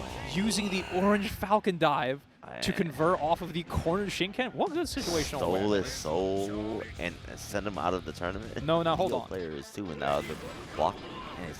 And we're starting off with a bang right now with the Leo mirror. Oh yeah, of course, Lord Byron. What a gem of the East Coast. We got 2 new Leos on the team, Tiny Buttcheeks and Gaiserick going against in the mirror. This is where you find out who's really best at your character. This is going to be very exciting. Think about this matchup. Like, Leo's the type of character where, like, you're always leaning hard for you. But, like, when you have to fight the mirror, you know they're going to be DPs, they're going to be 2Ds, everything is going to happen. Yeah, I mean, the thing is, though, it's very easy to get off your mental in a mirror like this, because so many of these things are like, oh, I know the answer to it, I just didn't do it. You know, I'm used to people not knowing the answer to it and being able to exploit it, but I'm not used to people doing that to me. Yeah. Oh! Disaster burst there, and the mash is not going to help things. Oh, my God. Man, Mr. T. Claiming that you're like he's part of North. That's how high that burst was. I was still reeling back from it. Oh, the reversal DP. Like you said, a lot of hard reads going on this screen right now. And you're not holding back. Okay. Gotta leave it all on the line here. No holding back. Cross of Fate, the flash with the parry. And with that, our friend T-Cheeks gonna take that round 1. And definitely not afraid. Literally the first thing that Tiny Buttcheeks did was try to take the burst with a parry. The dedicate, the hard call. Not a good person. Great. Once again, the salmon color T-Cheeks putting on the pressure. Meter built. No bait on the burst there. Wires gets across them. Tries to take the burst again. He hates him. Malicious play patterns from T-Cheeks right now. Has to hold this back turn, though. Backdash caught. Oh, taste of your own medicine, perhaps. No, it doesn't bait the first out. Watch the meter deficit right here. Yeah, T-Cheeks was able to really put the pressure on with that meter advantage. Got a trophy also. Why? He doesn't deserve it. Not a good person. All right, but anyways, going into round 2, Tiny Buttcheeks takes the first game. I'm not gonna say dominant fashion because it was kind of back and forth. Yeah. I'd say that both of these players have a very similar style with the hard call outs we're seeing again from Tiny Buttcheeks. Getting the pressure up, corner knockdown here on the Blackfeet as well. Oh, this pressure is immense. Finally finds a way out of it, but the JK. Yeah, I mean, had the kind of the read there, Gaiserick going for kind of like the tech trap, hit the jump button, but it's just a little too good there from Tiny Buttcheeks. Oh, doesn't he? Well, does the entire Rekka unpunished, expected to RC, probably looked at the wrong meter. Yeah, did not expect that to, oh my, okay. Has Flash to control the space, and Gaiserick off to the races here. And kind of pressure off that Rekka too, because you are representing the parry, which means people don't want to match there. Nice. Oh, and pulls the trigger on the Rekka too, but this time has the meter. What is he going to do here? Tries to bait at the DP. Nice weight from Gaiserick. Great mental for both of these players, not giving each other an inch, saying, I will not be conditioned. Oh, and he's like, I'm not going to wait. Oh, Rekka won and had the meter, but wasn't able to hit confirm it. Gonna have to find the last hit here, bend the burst. Good burst, good burst. Oh, wait a minute, it's gonna kill. Yes, it does. And Tiny Buttcheeks takes it. The smallest Buttcheeks. And of course, Gluteus Minimus takes it. We gotta call out Tiny Buttcheeks fit here in the Exard meta. So, let's see.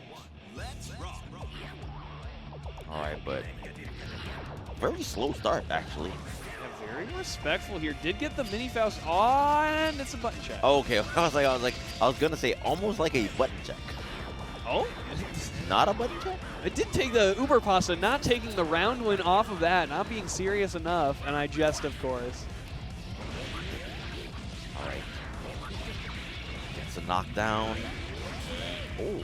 Able to burst her into the corner. This is going to be very important for Uberpasta, making sure to stay out of this corner. And the Oki, the ankle's not being protected at all. Oh, Secret Garden. not the dome either. Caught with that overhead there, and Secret Garden once again. This is what people have been saying is so much better. The routing into Secret Garden has gotten more developed, and now you can go for it every single time. Whole double Millia mix, that's brutal. I mean, it was pretty brutal back then too, but I can see what they're talking about. I can see what they're talking about. Pressure now, air dash back in. Oh, and try to bait out the burst. No bite. Uberpasta is gonna have to figure something out. Otherwise, he's gonna be down 1-0. Struggling pretty hard here, you know, hasn't really found an answer to Chenglink, and more importantly, I feel like hasn't found the hit that allows Uberpasta to start running the pressure. Gotten a few good item pulls, Mini Faust being probably one of the better ones for this matchup, but yeah, just cannot deal with the Secret Garden Oki. And not that there's an easy answer for it, but has been getting hit by it a lot. Maybe he's going for like a crawl or something to try and escape the corner, but maybe. I mean, Faust does have some interesting defensive tools. Low profile, a lot of things with crawl, but not this. This is not promising. I think the Dark Hole is a really good pull there from Uberpasta, finds the 6P. All these counter hits, maybe building a dizzy right now, but can't seem to convert. I mean, yeah, like that's the thing too. Like, Millia is so fast that she's not really in the position that you want her to be in. Yeah. Oh, Mini is going to help here, though. Going to force Chenglink into the air. And so we thought, but didn't help at all. Oh, no. He gets knocked down. Yeah, you get opened up here. Here comes the Secret Garden Ender.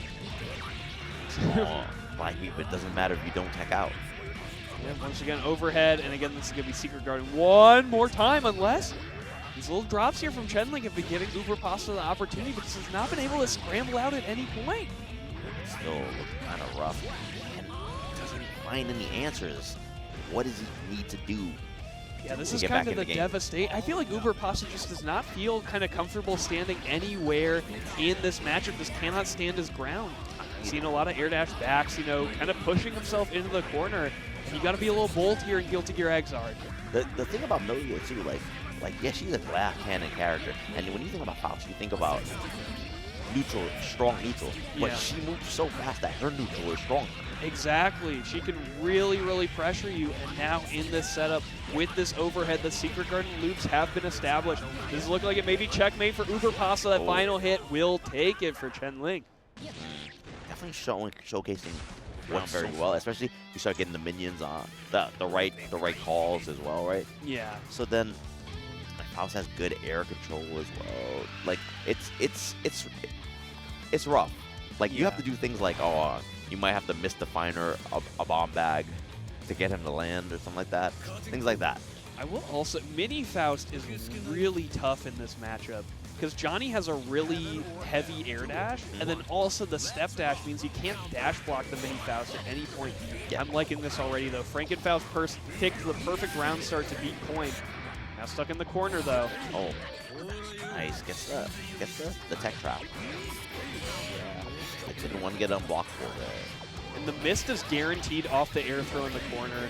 It's kind of showing the danger that Johnny can exert. 2H mist cancel. The pressure is building up here. Level 3 spent and get that money back. The bomb bag stolen from Faust here by Clannad Burger. Oh, I wonder if the trophy messed them up. Yeah, throwing money at the problem. That little pop-up throwing you off your game. And Clannad Burger looking fantastic right now. The routing, the pressure is all where it needs to be. Super dominant round. Like slight drop, but easily picking stuff up right afterwards.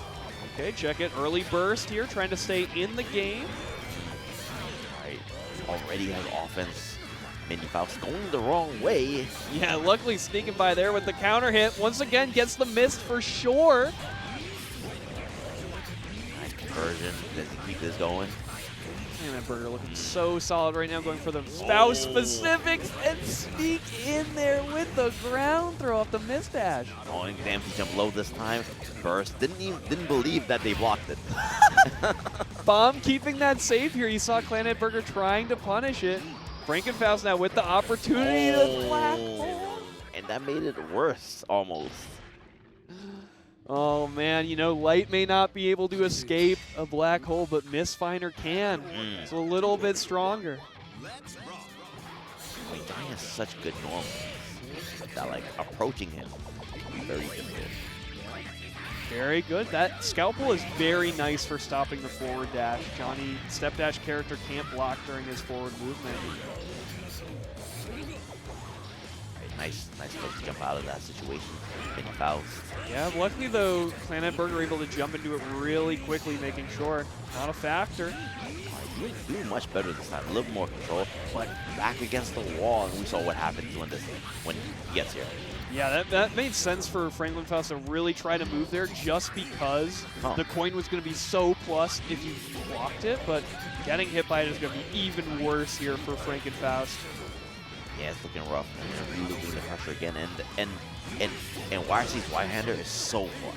It's unbelievably plus. What a good use of the system mechanics. Goes for the air throw once again, but a little too much damage there. Clannad Burger looking so solid.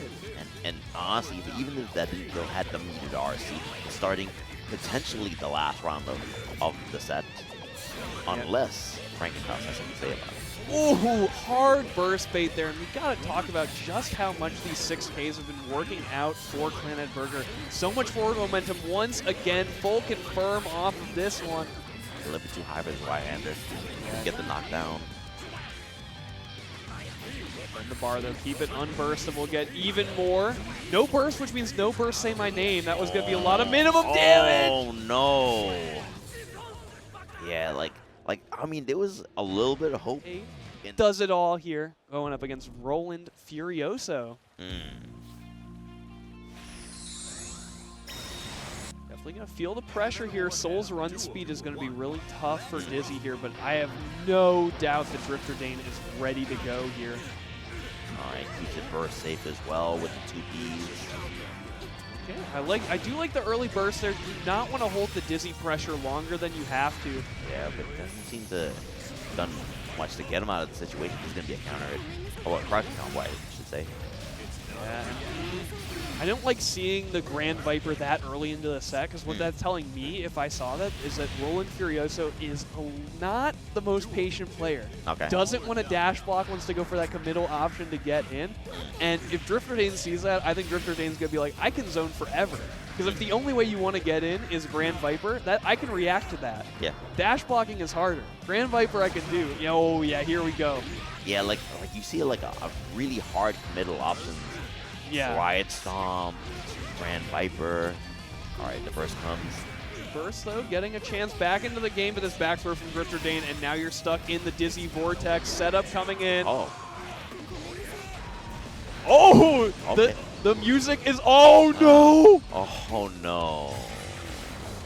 The IK coming out for Drifterdane. Knew the punish there. You see him. He's still transformed. Look at how much love was put into this game that they're like, yeah, we're going to animate Soul even in the Dragon install form, being like, wait a minute, I give up.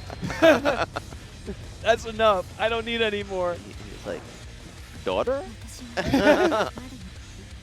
Oh, the artistry going into this game just so much. And unique IK for every single character. Right. Unbelievable. Yeah, rolling Furioso. the look on his face. It's a little bit different now. A little bit different now.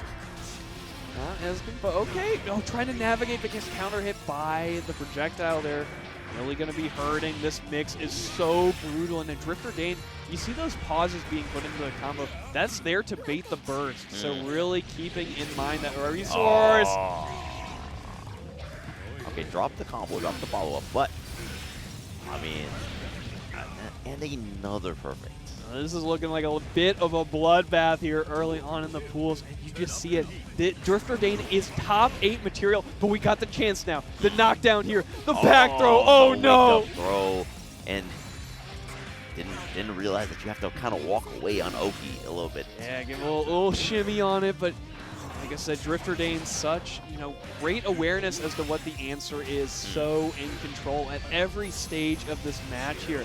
And you can feel kind of like the desperation from Roland Furioso, like, oh my gosh, this Dizzy, so good, piloted by such a good character, who's also a T. Oh, wrap it up, the fist bump. I know, and then he has to walk back to the bracket and put him in the losers. Yeah. Like, oh man, what was the stream match? What did you lose? I wanted you to fall for. And Bagels, I wonder what character they will choose. Oh, Slayer. Going up on the Slayer. Here we go. This is the first challenge here for Pzooo trying to get out of this pool. Once again, these pools are 4 out to top 16, so there will be plenty of opportunities for players to make it out.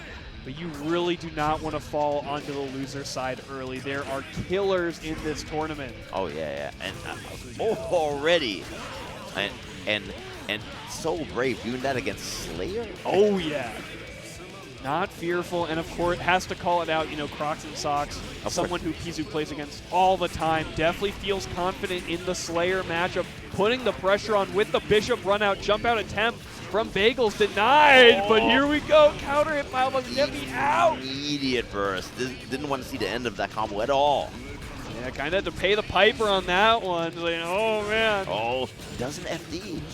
Doesn't FD. Had a lot of meter. Takes chip damage there. Oh, yeah. Definitely, once Venom gets enough of a lead, it feels like the game is almost over. The chip damage is oppressive, especially with the knockdown. Dark Angel, very, very good for that. A lot of hard moves from Bagels. So far, not really working out in their favor at all. Yeah, oh, good tech out, though, but stopped with that 6P. Venom 6P and eggs are notoriously good. Nice jump out there. Well, Bagels is finding all these good hits, but not spending the Roman cancel. I feel like that's almost always worth it just to get the knockdown in the corner. Nice navigation there. Good blocks here by Bagels, and the dead angle attack. Going to put the pressure on. Thought that was meaty, or thought you could combo off of it. It looked kind of meaty, but not meaty enough.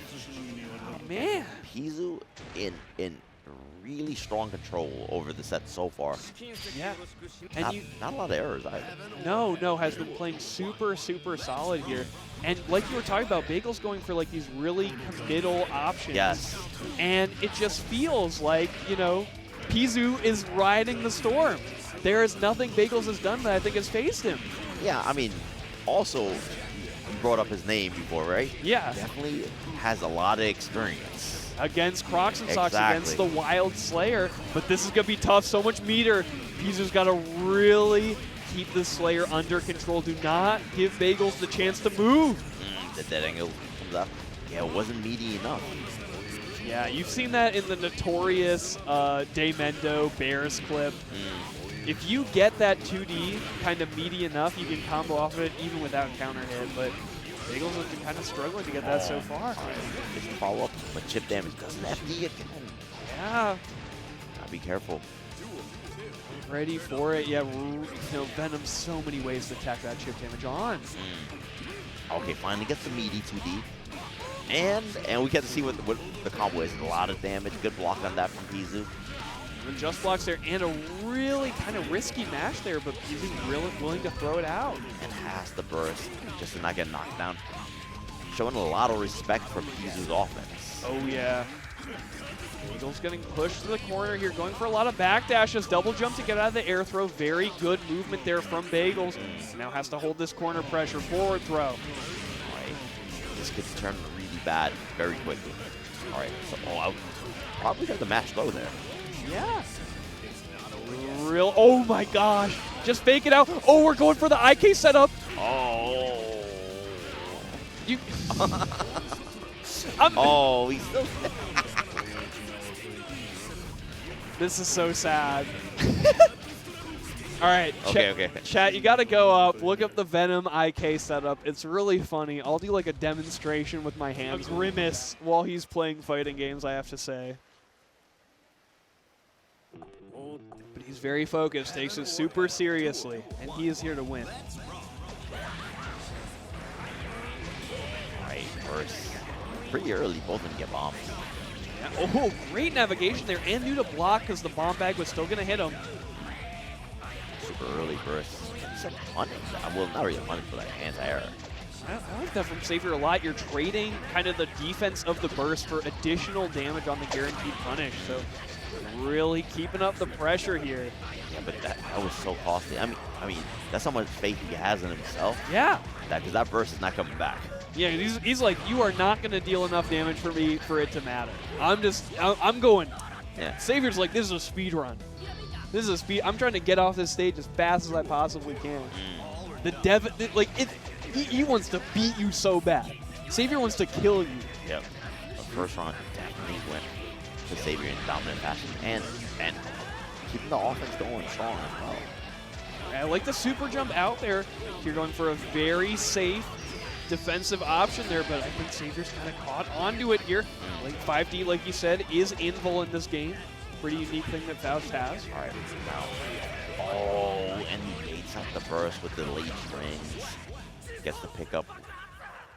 And super dominant around. Yeah, and just look at the face right now. Look at Savior. All business. Yeah, all business. We're here to play. We're here to win. Yeah, you know, Faust may be a funny character, but Savior is not a funny guy. and that was a costly goal burst at round start. Yeah. Oh, great stop sign there. Finds the counter hit with the 5K anti-air. But the trade going Savior's way there. Oh my. Look at his life bar melt. The scrams. And that's building up a pretty good amount of stun as well. Savior could be threatening that soon.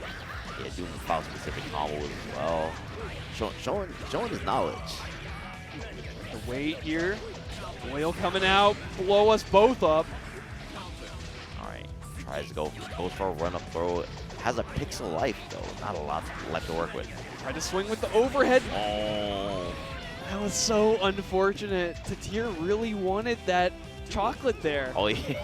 It gives you more back the lower your health is, so it was like, come on, just let me get out of chip range, please. No, the chocolate on the ground, so enticing. Unfortunately, wasn't able to survive long enough. Savior is on set point now. And this is a huge starter. Once again, scramble to get out, door to take center screen. Don't go just yet.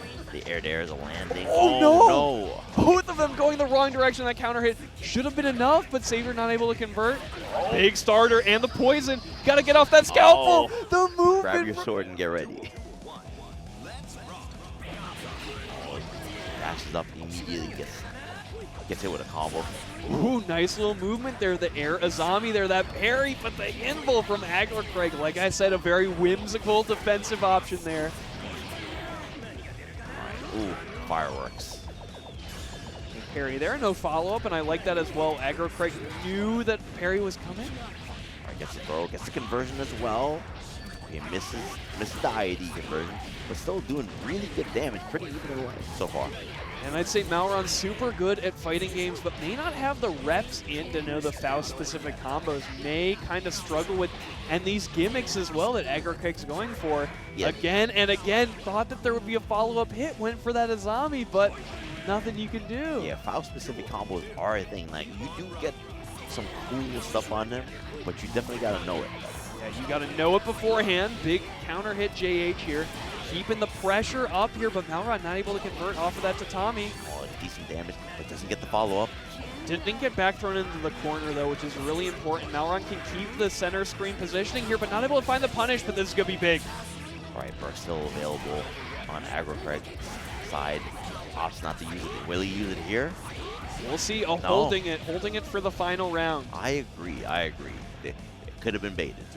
Also, Maelrawn, pretty big life lead, as well as the meter advantage there would have been really hard for AggroCraig to make the comeback. Oh. Excellent. Goes the minus into the parry. And I feel like Maelrawn's getting a kind of a grip as to what AggroCraig likes to do on defense here.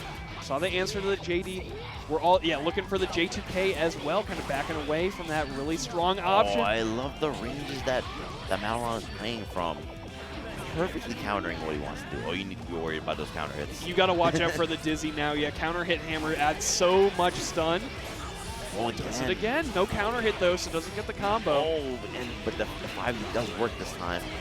Gets a good conversion. Has a lot of meter to work with as well. Spend it on the PRC. Yeah, keep the pressure up. Goes for the overhead, blocked by AggroCraig. And once again, this interval from the 5D is just too much. I'm not sure if Maelrawn realizes that's what's happening. Yeah. What I'm worried about is Maelrawn potentially thinking that it's more invul than it is, but JS is still the same in Exart as it is in Strive, which is, oh my gosh, that button is so big. I like that when Maelrawn was actually had his back to the corner, started to calm down, relaxing and waiting for his opportunity, and finally got out of the corner. All right, but this next game, They chip their teeth a bunch in the Guilty Gear franchise. Maelrawn is no stranger to high stakes here. all right, good block on the overhead. It's the fastest slow overhead ever. Okay, and again, kind of finding 6K as the answer of choice against the 5D invul. Yeah, getting a lot of counter hits too on AggroCraig's defense. Can't finish here. One more mix though. Maelrawn just has to find that one hit. Wait, did we get the angel? What do we get? Oh no! That is such a good tournament thing to do as well. One of the ghosts does additional damage, which is why Maelrawn just got vaporized there. That's the purple ghost. And so AggroCraig is just like, oh, if you just want to mash, the first cup, you don't want to do any, I'll just put the most powerful ghost there. I'll let you click it every time.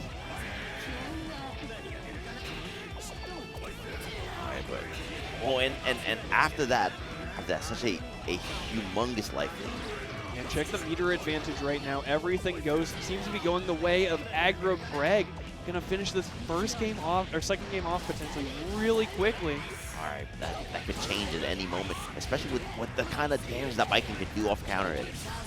Good ender as well, getting the save to Tommy. Overhead. Right, opting not to burst yet, but we know it's gonna come, but when? No meter to go for overhead again. Dead angle attack out, going back to the center stage here. I think he's gonna look for a gold.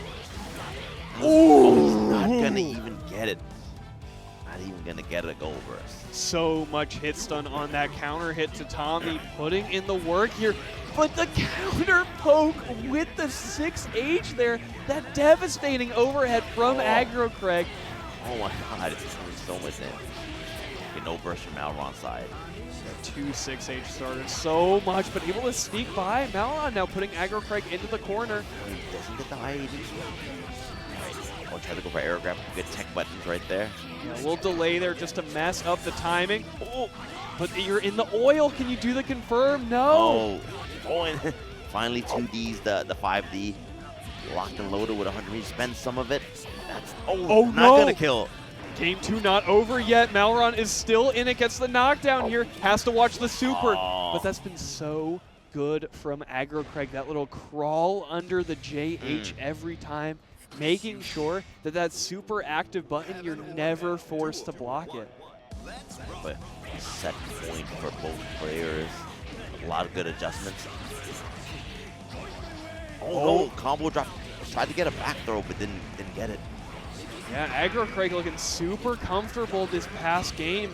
Once again, you know, kind of keeping with that. Oh, he does it again.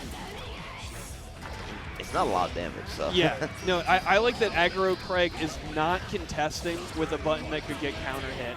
Is making sure that even if the Sakura does come out, you're not dying for it. And with that, AggroCraig is now a round away from taking this over Maelrawn. And it is looking very different in this last game. Oh, yeah. All right, lands a hit with the Tommy map. Oh, no. That drop is devastating for Maelrawn. Now has to escape this corner. He's in the counter there. Side switch. Oh, nice little restand there, going for it again, but AggroCraig refuses to be conditioned one more time, and finally the wake up JD. I wonder if he was always waking up 5D. Just missing the timing. Overhead, overhead. Here comes the super though. Will it be enough with that Maelrawn? A round apiece here, game apiece, final game, final round coming in between these two. What a set they've had. Maelrawn looks unamused by this. Okay, big starter though. Okay, opportunity. Burst. Okay, I mean, it's the final round. Now's the time. Okay. Wake up wake up mash there, knowing that the ender missed. Blocks it. Oh, no. You got a really deep dash there. Nice. Yeah, going for the overhead, knowing that the low parry was likely going to be the option for Maelrawn. Okay, couldn't get the conversion on the trade. Yeah, that could have been a pretty bad trade. YRC, so much meter on the side of Maelrawn. Really keep it up over Sakura on the pole. All right, does the overhead. Really close here. Burst not going to come back for either player. Check it out, the trade. Oh no! Overhead! Oh! Man, what a check there. Man, Savior just going crazy in the back. That can adequately deal with it, actually. Oh, yeah. She does have some options defensively. Pretty tough here. Setting up the Azami. Wow, able to get H-Disc out in the neutral there. I think really confident here. Once again, kind of just like pressuring his opponent into the corner without even, but lost the pin here. Nice conversion. Yeah, went back to get it. Fumbled a little bit. Finally got the bag. Oh yeah, wallet fell out of my pocket. Give me a sec. I'll just retrace my steps. Both of them playing so fast. But Rude+E has not landed a solid hit on Chenglink yet. Oh no. You know, Chenglink playing super, super safely here. You know, has gotten the danger notice twice at this point. The Kill Deer Eggler saying, you need to go in harder. You're not being aggro enough for us. I know. I thought Chenglink was going on offense, but obviously the game disagrees. Too many backdashes, too many jump backs. Again, another danger notification. These backdashes. Are you going to get negative penalty? I feel like you're doing too much action here, hitting a little bit too many times.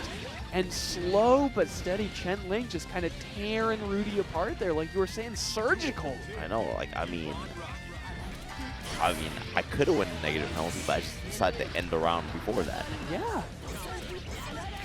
Ooh, that did a decent amount of damage. Wasn't a completed combo. Oh. Even with the IB, they're not able to find kind of an air throw or an advantage where you here. going, girl? Get back here. Woo. Hand on your shoulder, and here we go. Block on the low there. Rudy slowly trying to escape this corner. Can't quite find that counter hit confirmed. Not blocking the ankles. And the PRC to stay safe and get the air to air are all tied up. Nice adjustments, Yeah, perfect little ender there. Chenglink, though, sticking to their guns, though, playing super safe. Feeling the low parry was going to come there for sure, so just going for the 5D for the overhead there. That dust from Chenglink. All right, get the Oki going. Now I'm looking forward to see. Oh, slightly miscalculated. Trying to go for the turbo fall grab, but able to get the anti-air regardless. But now Rudy fighting back. Millia's health made of paper. Will this be enough? All right, I waited for the burst as well. Chenglink not taking the risk on a block burst. Oh, just backdashing to get that pin. We're about to see negative penalty again. Big damage here. Can't get the confirm, though. That burst, you could see it from a mile away. You could feel that one was coming. What a counter hit. Just boom, boom, boom, boom, boom, boom, boom, get me out. Especially since Chenglink was separated from the pin as well. The pin was right there. It's like, I have to burst to prevent the damage and get the pin back. Yeah, if I get taken to the corner, getting pinned is going to be so much harder. I need to burst now, just get us at least at center screen. All right, but Rude was so ready. Now the offense so good, toss into the corner. That's one thing. People, you know, without the meter, that overhead doesn't confirm, but it also leaves you plus enough that you can get that air throw pretty consistently. And if they don't tech, it's a hard knockdown. So you're plus as a million. And suddenly is looking very much different. Chenglink was in such control of the neutral, and it's falling apart. Okay, off to a good start here though, going low. So too soon. I mean, this is such a close set between the two. The back and forth has been crazy here. Goes for the high parry there, meaning the low will counter hit for Chenglink. Oh, choosing buttons, and only a character like her could do things like that. Yeah, biking can really invalidate Secret Garden because of the multi-hit nature of it. Allows her to just kind of mash parry into every option. Right, version doesn't have burst just yet. We'll get it soon. Yeah, burst super doesn't do it, so Rudy will have to do one. I don't. I spoke too soon. You're dead. And with that, Chenglink is sent to loser's side. Great routing there from Rudy, even through the black beat, able to confirm that kill. That Millia health. You'll see these big hits. Any sort of Mistfiner level 3 starter is going to absolutely sting Brendan here. Yeah, lower health, lower guts character, take stun very badly. Oh, and a little unfortunate there. No confirm from Clannad Burger. Counter hit 6K does get you a level. You can throw a coin there. So not hit confirming that means that you will be at level 1 here after escaping the corner. All right, but nice blitz right there. And the counter blitz as well. Doesn't go for a follow-up. It would have been guaranteed. Okay, air dash out, but great anti-air there from Clannad Burger. Now burst off the table for Brendan. All right, oh, it gets trait combo. Didn't think it was gonna work out. Tried to go for a reset. Yeah, well, Clannad Burger definitely was kind of going for confirms if he had levels there. Those were not going to confirm at level 1, and not even able, you know, to route into getting a coin. So, Fish putting in work already. Gets the air grab. Oh, this.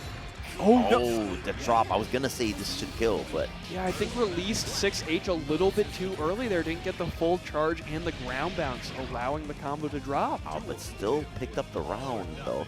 A little bit. Has a little more before getting burst. Clannad Burger does have burst available. I expected that 6P to counter hit. Was trying to get the level off of it. Ooh, this is looking rough. Yeah, now no option, no burst, no meter to try and escape this. Able to block out the fish, though. Yeah, was serious about not wanting to come back to commentary. And you saw the stop sign with the 5K as well on the 6K. That is Johnny's kind of lifeline at points. Just let me get in there. Let me close the distance on Dizzy. I'll use 6K. And Brendan in complete control, putting out that stop sign with the 5K, making sure that Clannad Burger does not get in for free. And the last time Clannad Burger was here, showed extreme dominance over his opponent. Yeah. Right, wasn't dropping any combos, but not getting the opportunity to even start offense. Taking the sunglasses off, bursting out. Now the D-Fish going to play defense here for Brendan. Trade, gets the level. That'd be exactly what Clannad Burger needs, but the burst comes in clutch. And look at the burst point that Brendan chose there. Bursted at a time where Clannad Burger did not have any levels, meaning that this neutral is going to be a little bit easier here against level 1 Johnny. Perfect counterplay to YRC. That was unbelievable. Air throw him once again. Brendan is playing it up for the commentators right now. Thank you, Brendan. Someone gets grabbed. Possibly the last opportunity. All right, Clannad Burger is currently broke. All right, I mean, he could change that right now. Oh, but doesn't. Danger, danger, caught here, but once again can't route with any sort of coin, any sort of meter. Blow it back. Oh, with the mirror. Yeah, she is plus there when the projectile gets deflected. So Clannad Burger had to hold that. Does get the level. That's worth it. Yeah, like even if you don't get the full combo, as long as you get the level, Yeah. Oh, great route here, Blackbeat, but it doesn't matter. I mean, what's important though, finally gets his right-hander to connect. Yeah. Has been dropping that. Huge starter here. Gonna scale it a little bit, going for the unblockable setup here, but the blitz. Made it plus. Escaping the situation, that was super important. Dead angle attack. Gonna waste that meter, but it doesn't matter. Meter does not persist between rounds, meaning Clannad gonna spend it and win that round. Yeah, Brandon smartly chooses not to burst there. Yeah. Keeping it for this final round here. That was a good pickup. Good starter here. I will say Clannad has not been looking good on defense here, going for the coin there. But Brandon putting himself in the corner. This could be disastrous. Try to go for an air grab, overextended. Level 3 burst baited on the OTG OTG burst. though. Yeah, so couldn't combo off of it. Okay, but this is rough. Really scared here. So much 6K. And there were a couple of counter hits landed. She gets hit by a hard counter hit. Might be over. It's a good opportunity though. Burst in the corner. Clannad really wants to make sure that Brandon cannot escape this corner here. Can't get a hard knockdown on an air. Yeah, what a 6B to get out of that situation. And actually got the full screen. Oh, tried to go for the air throw a little too high though. Check it out, the momentum, and the fish just bails him out. Brandon continuing on winner's side. Right, definitely doesn't want to come back to commentary. No. A lot of Haehyuns, you know. I know. Espada should have the matchup knowledge at this point. Let's see how it goes down. I mean, if you made it this far, you have to fight a couple of them. Yeah. All right, it's a knockdown already. Off to the finding quite a bit of counter hits. Literal SeaWorld. Oh no, but this is where it gets started. Oh. All right, but the blitz comes in clutch. Gets the crumple. And you do not want to see a former Zato player on a set play character. No. Oh, back to the corner again. Not going for the setup instead, just going for the safe jump this time. Has the burst right there. Doesn't want to see what Whoa! Oh my God. Will we get the A's from the crowd? No. Oh, we got the anti-air. So he gets the knockdown. Bring there, Espada trying to close this distance, and no one man just kind of stalling out there, keeping it ambiguous as to when he's going to land. All right, this could be bad though. Oh, if something like that happens. Oh, ooh, no! Could have confirmed off of that big counter hit, could have gotten at least Grandpa Viper. Yeah, I think that would have killed. All right, stalling out the projectile. The 6P didn't even need to hit. The great protection there, you know, Coom Fireball is actually steered by Coom, so he can move it back and forward, but a big drop there, letting Espada get back out. That could be much worse than what had happened. All right, but still pretty even in health so far. Back and forth here, big counter hit, bounce off the floor and take it down. No one man not able to get the knockdown though. Did some decent damage, but didn't get the knockdown. That would be costly, as Espada's doing a lot of damage now. What's the Oki looking like? Oh, we don't care.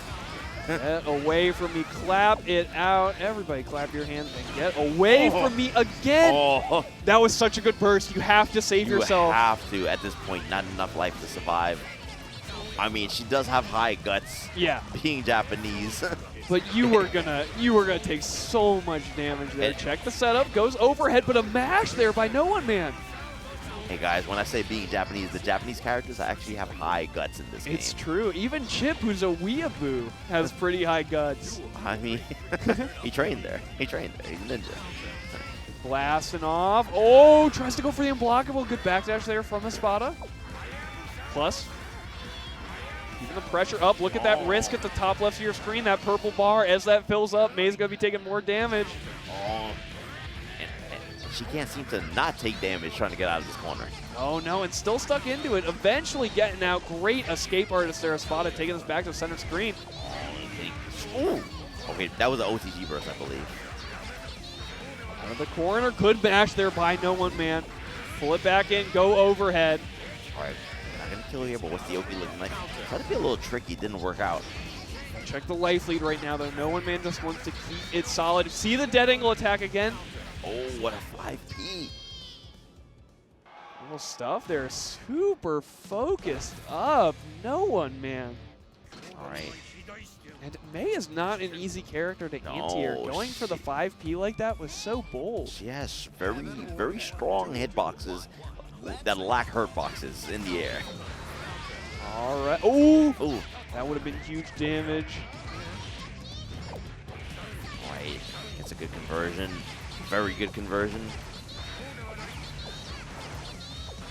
Up and down and blow up that fireball with a big damage here for Espada. Oh, I love this Oki. Couldn't block it all.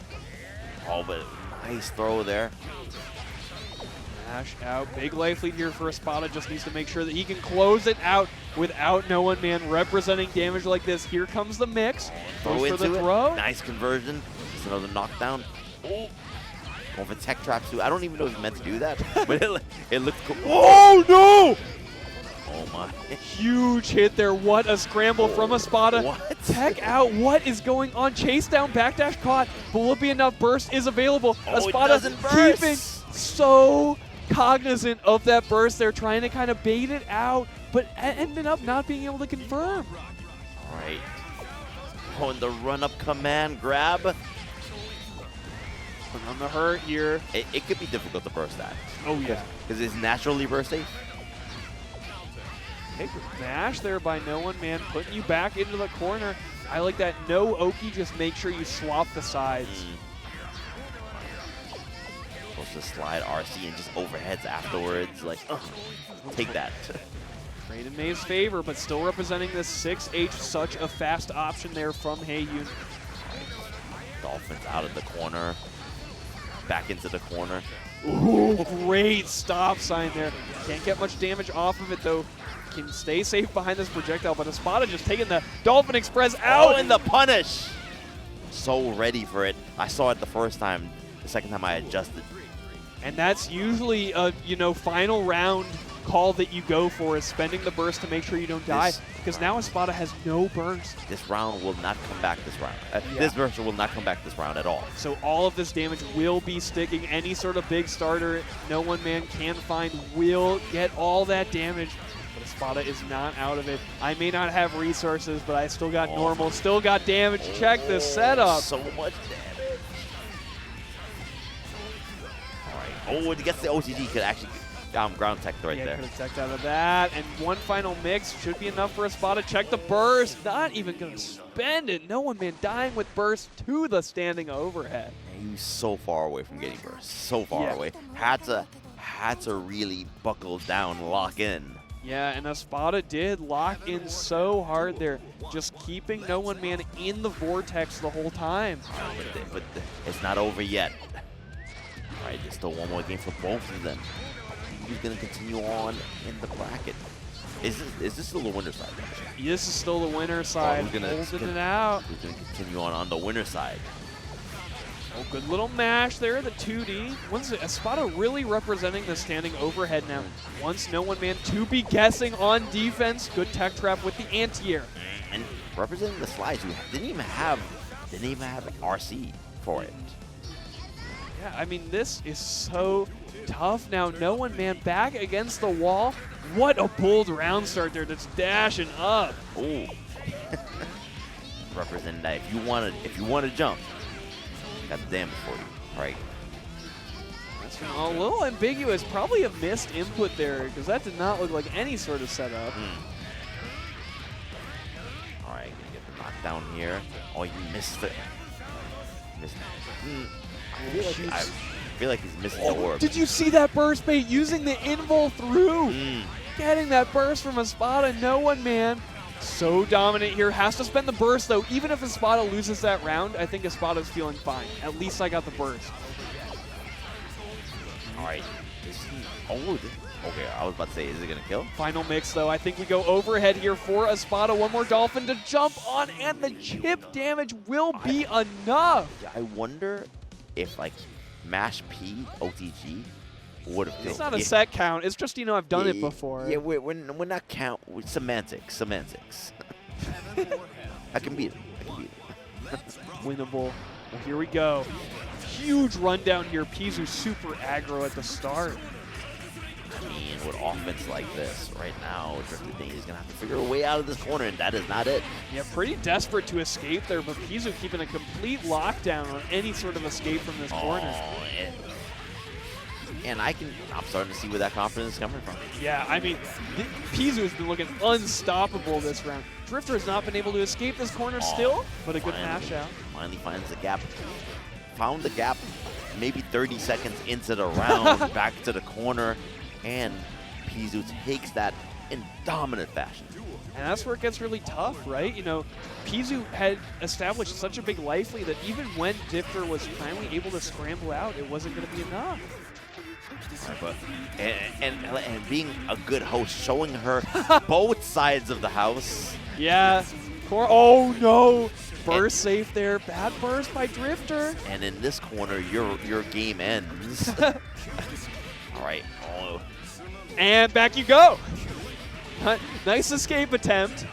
Nice escape attempt, young lady. But back here you go. And will this kill? No, not just yet. But the and perhaps the confidence was not unfounded. Not unfounded at all. Oh my God. Drifter's got to go into a gamer pose right now. We're taking that esports shot. What do I do? Oh no. What do I do? Well, definitely we have seen that air dash out of the corner does not work against Pzooo. You need a different option. Oh, all right. Okay, didn't work. Okay, being a little bit more evasive, trying to make sure that they're not tied down to a specific corner. All right, and trying to start up the neutral. All right, Drifterdane looking pretty good right now, but still, Pzooo, we've seen what he can do on offense. Yeah, and I will say that we haven't seen Drifter get like the dizzy win con yet, like when she's really pressuring you in the corner. So it may be that like once Drifter gets that, it'll be the same thing. Pzooo will be unable to escape the corner. Perhaps. But you know what? This is already looking miles better than the first game. Yeah, all right. Well, Pzoo's got to escape the corner, is able to do it. Drifter back to the corner and says, wait a minute, that was a mistake. Get me out. All right. Ooh, and this, I don't know, it's time for your own medicine, maybe. Oh, wakes up 2D in low profiles. Crazy. Oh, no, missed the overhead there. That's a TK input and falling into the laser. All right, Drifter. Could have been so bad because he's actually parallel with the ground. Yeah. Drifter, okay, kind of slowing the pace down has been working out here, even without the devastating Oki. All right. Always starting up the zoning game as well, too, because Drifterdane is putting up a wall. Hasn't landed a solid hit as yet, but trying to put up some resistance. Okay, good pressure here. Lots of IBs from Drifterdane, making sure that he has the meter once he eventually escapes the pressure. All right, finally lands a hit and a run-up throw. All right, and this is where it comes. No dead angle attack available. Strike throw. Lands correctly. Can Drifter do it again? Oh, wait. This is invincible. All right, maybe exactly what he needs. He's going to take it to the other end of the screen. Gets a frame trap. Yeah, that was catching the fuzzy jump out. And, you know, throw S as well. So Pzooo making sure that connected even if Drifter was going to jump out. Pretty even life so far. Pzooo is slight life lead now. And just 6P the explosion. D-Fish taking a bite out of Pzooo with that.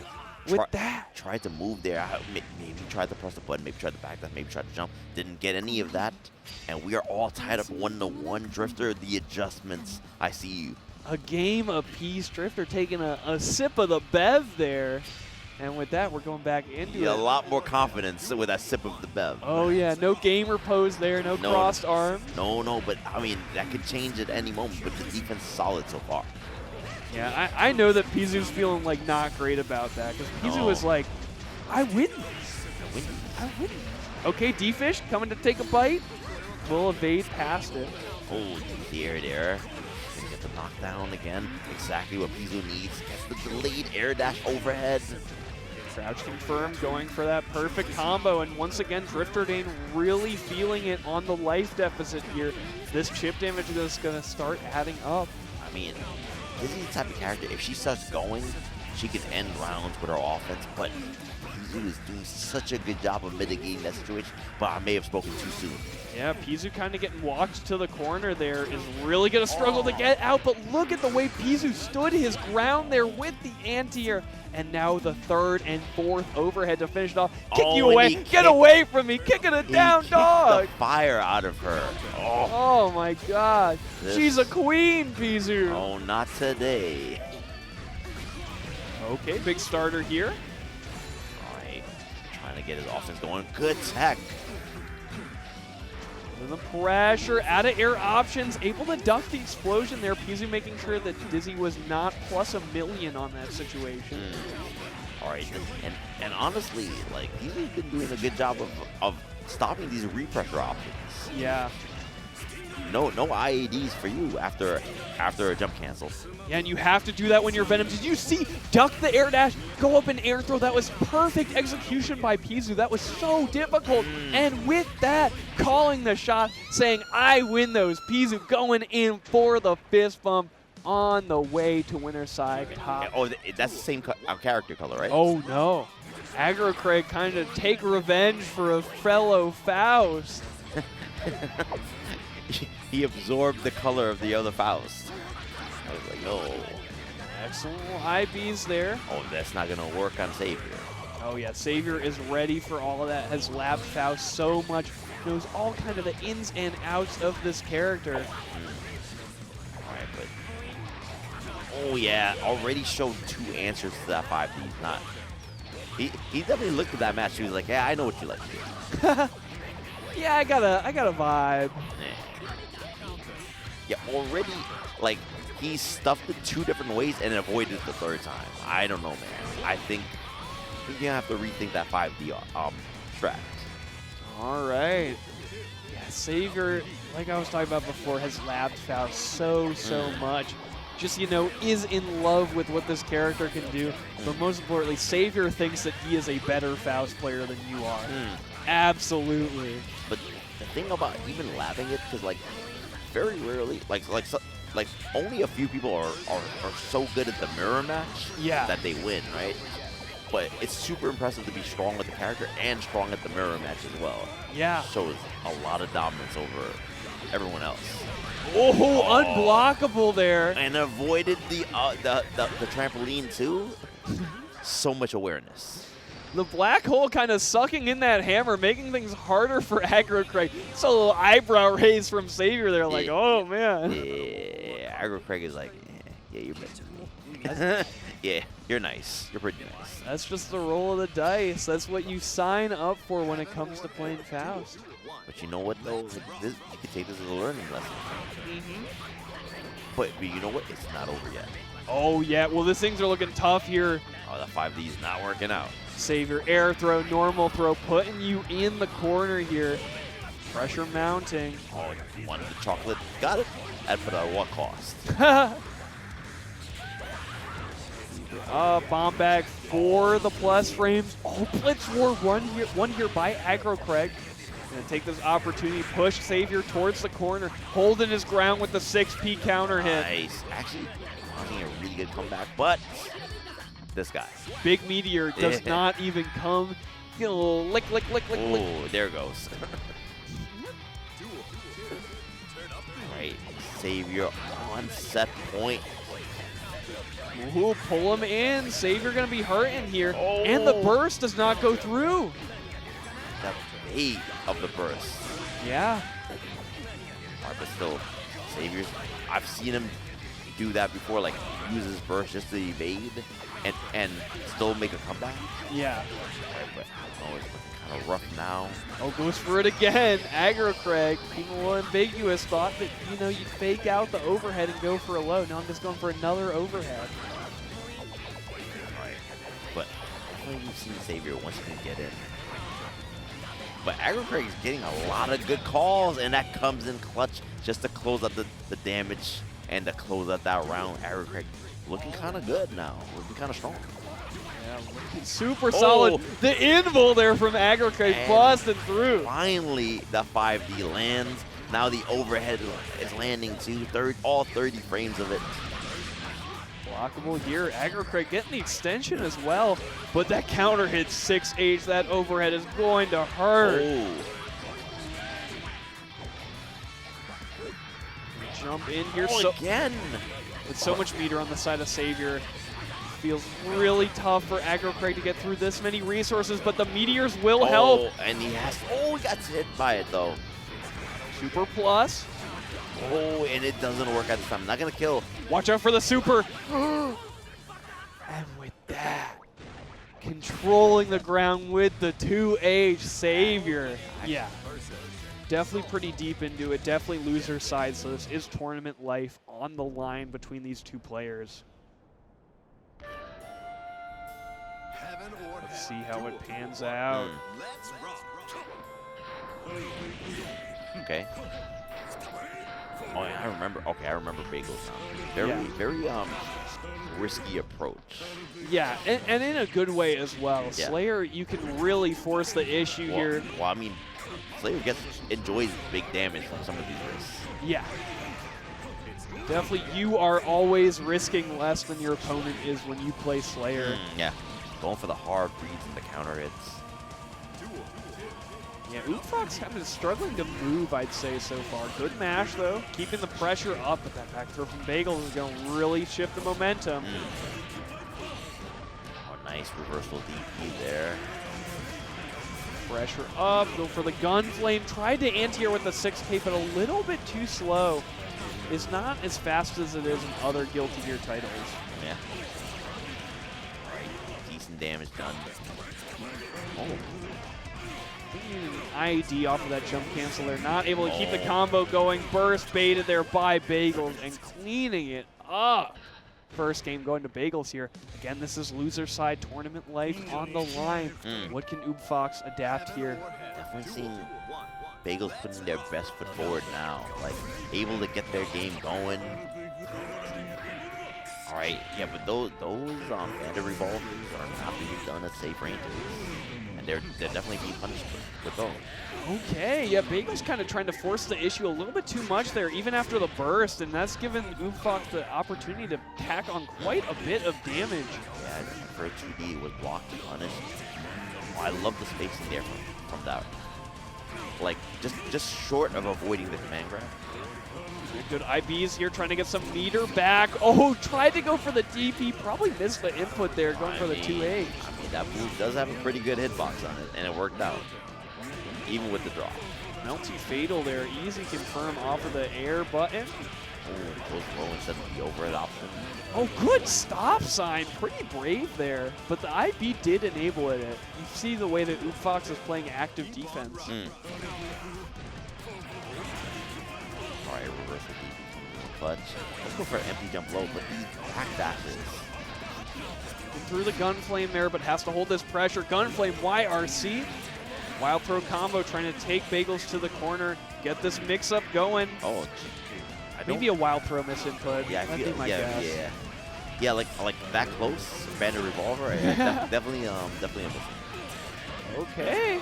Once again, though, Uberpasta at the life lead can really force the issue, though. Does have to watch out for burst dead on time. Burst baited by Uberpasta, and that was not the final round, meaning that Uberpasta is going to have this nice kind of resource buffer here where Bagels will not be able to burst. Yep, definitely trying to go on offense more, and they will get burst first, like very soon. I mean, I don't know. Like,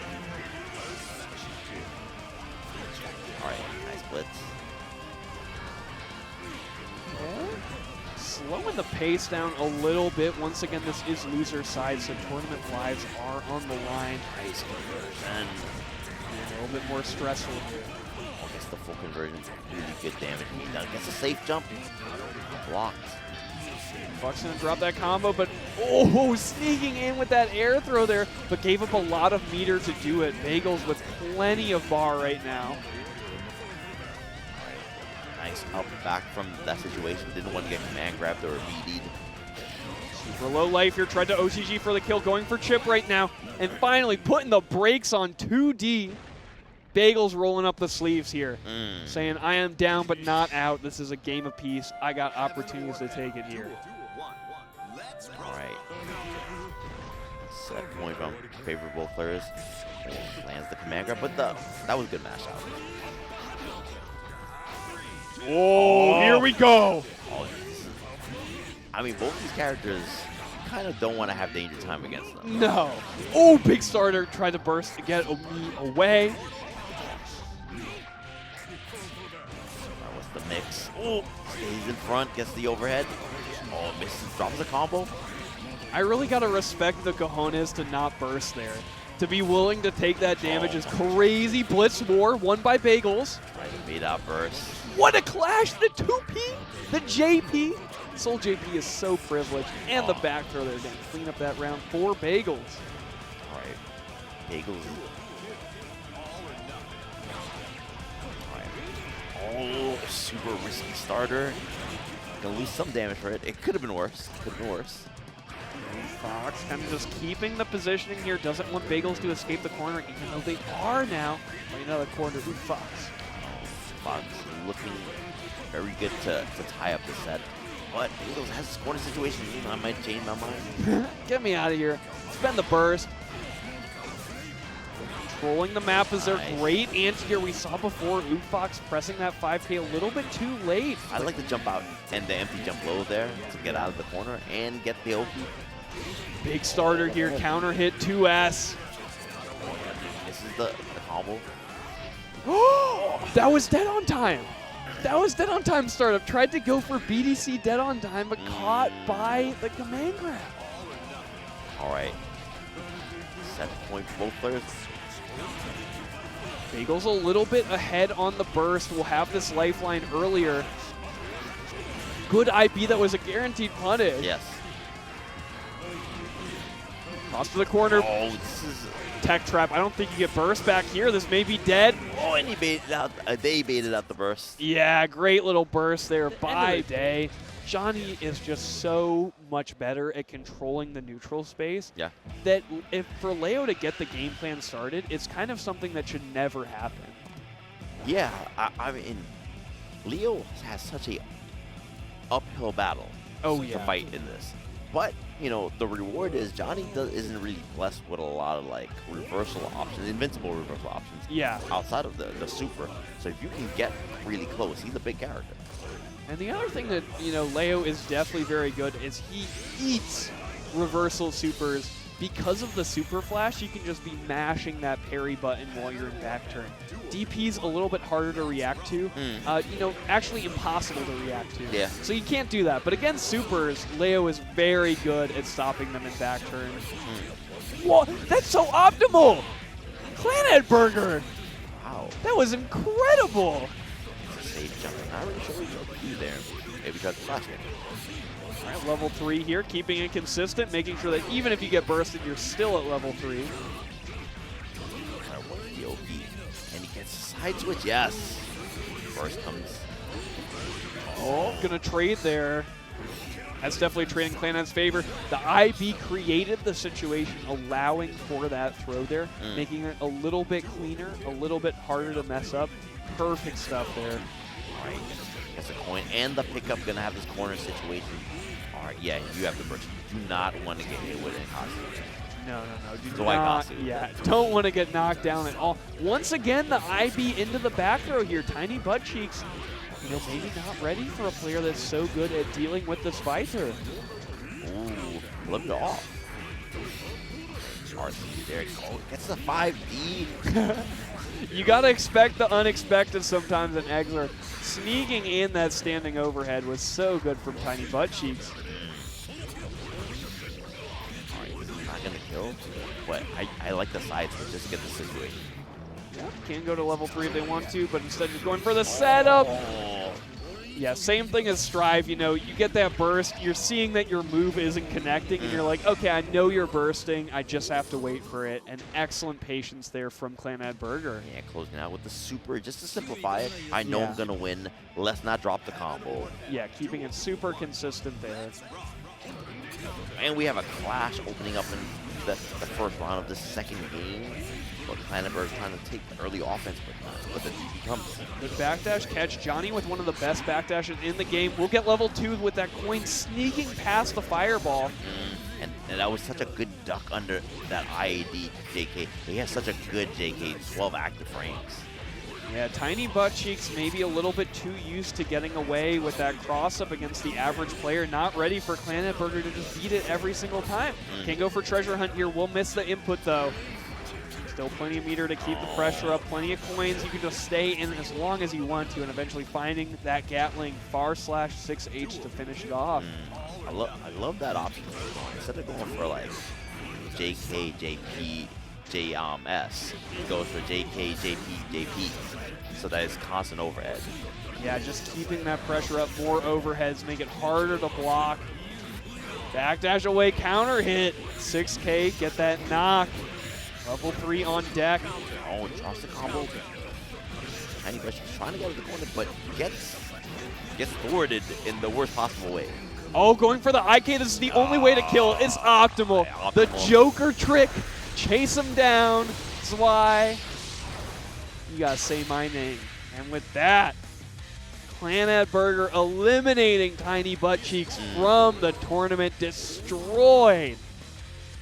And again, no disrespect, that was optimal. The only way... Fist bump. Now we're getting the real run back on that fist bump. And here we go. Dizzy versus Chip. We got the thumbs up from the audience for Brendan, rooting for their boy. And the chip pick from Rudy, a little bit unexpected, I have to say, but feeling like the counter pick is worth it. Yeah, it's a nice rush down available to this set play. You know, you're going to have a lot of projectiles on screen. If you can just blitz past all of that and push Dizzy into the corner like we're seeing, that can be great. But as I say that, Brendan breaking out of the corner and sending out the fish already. Yeah, but Rudy just running it right back in, keeping this pressure up. Look at the active defense right now, Brendan. Mixing in the IB and FD to push you out, but check it, the burst stolen. The damage tacking up now against Brendan. And that's a lot to work with. We're sending you up to the sky. We're doing a lot of damage. Chip Zanov, hey, he takes damage, but he deals it just as much in the Ninja Star. Trying to cover, but we're going to get around it. Not quite. Yeah. Oh. Bait on that reversal super, keeping up the pressure. And with that, Rudy will win that first round, again on a pick that I rarely see him on.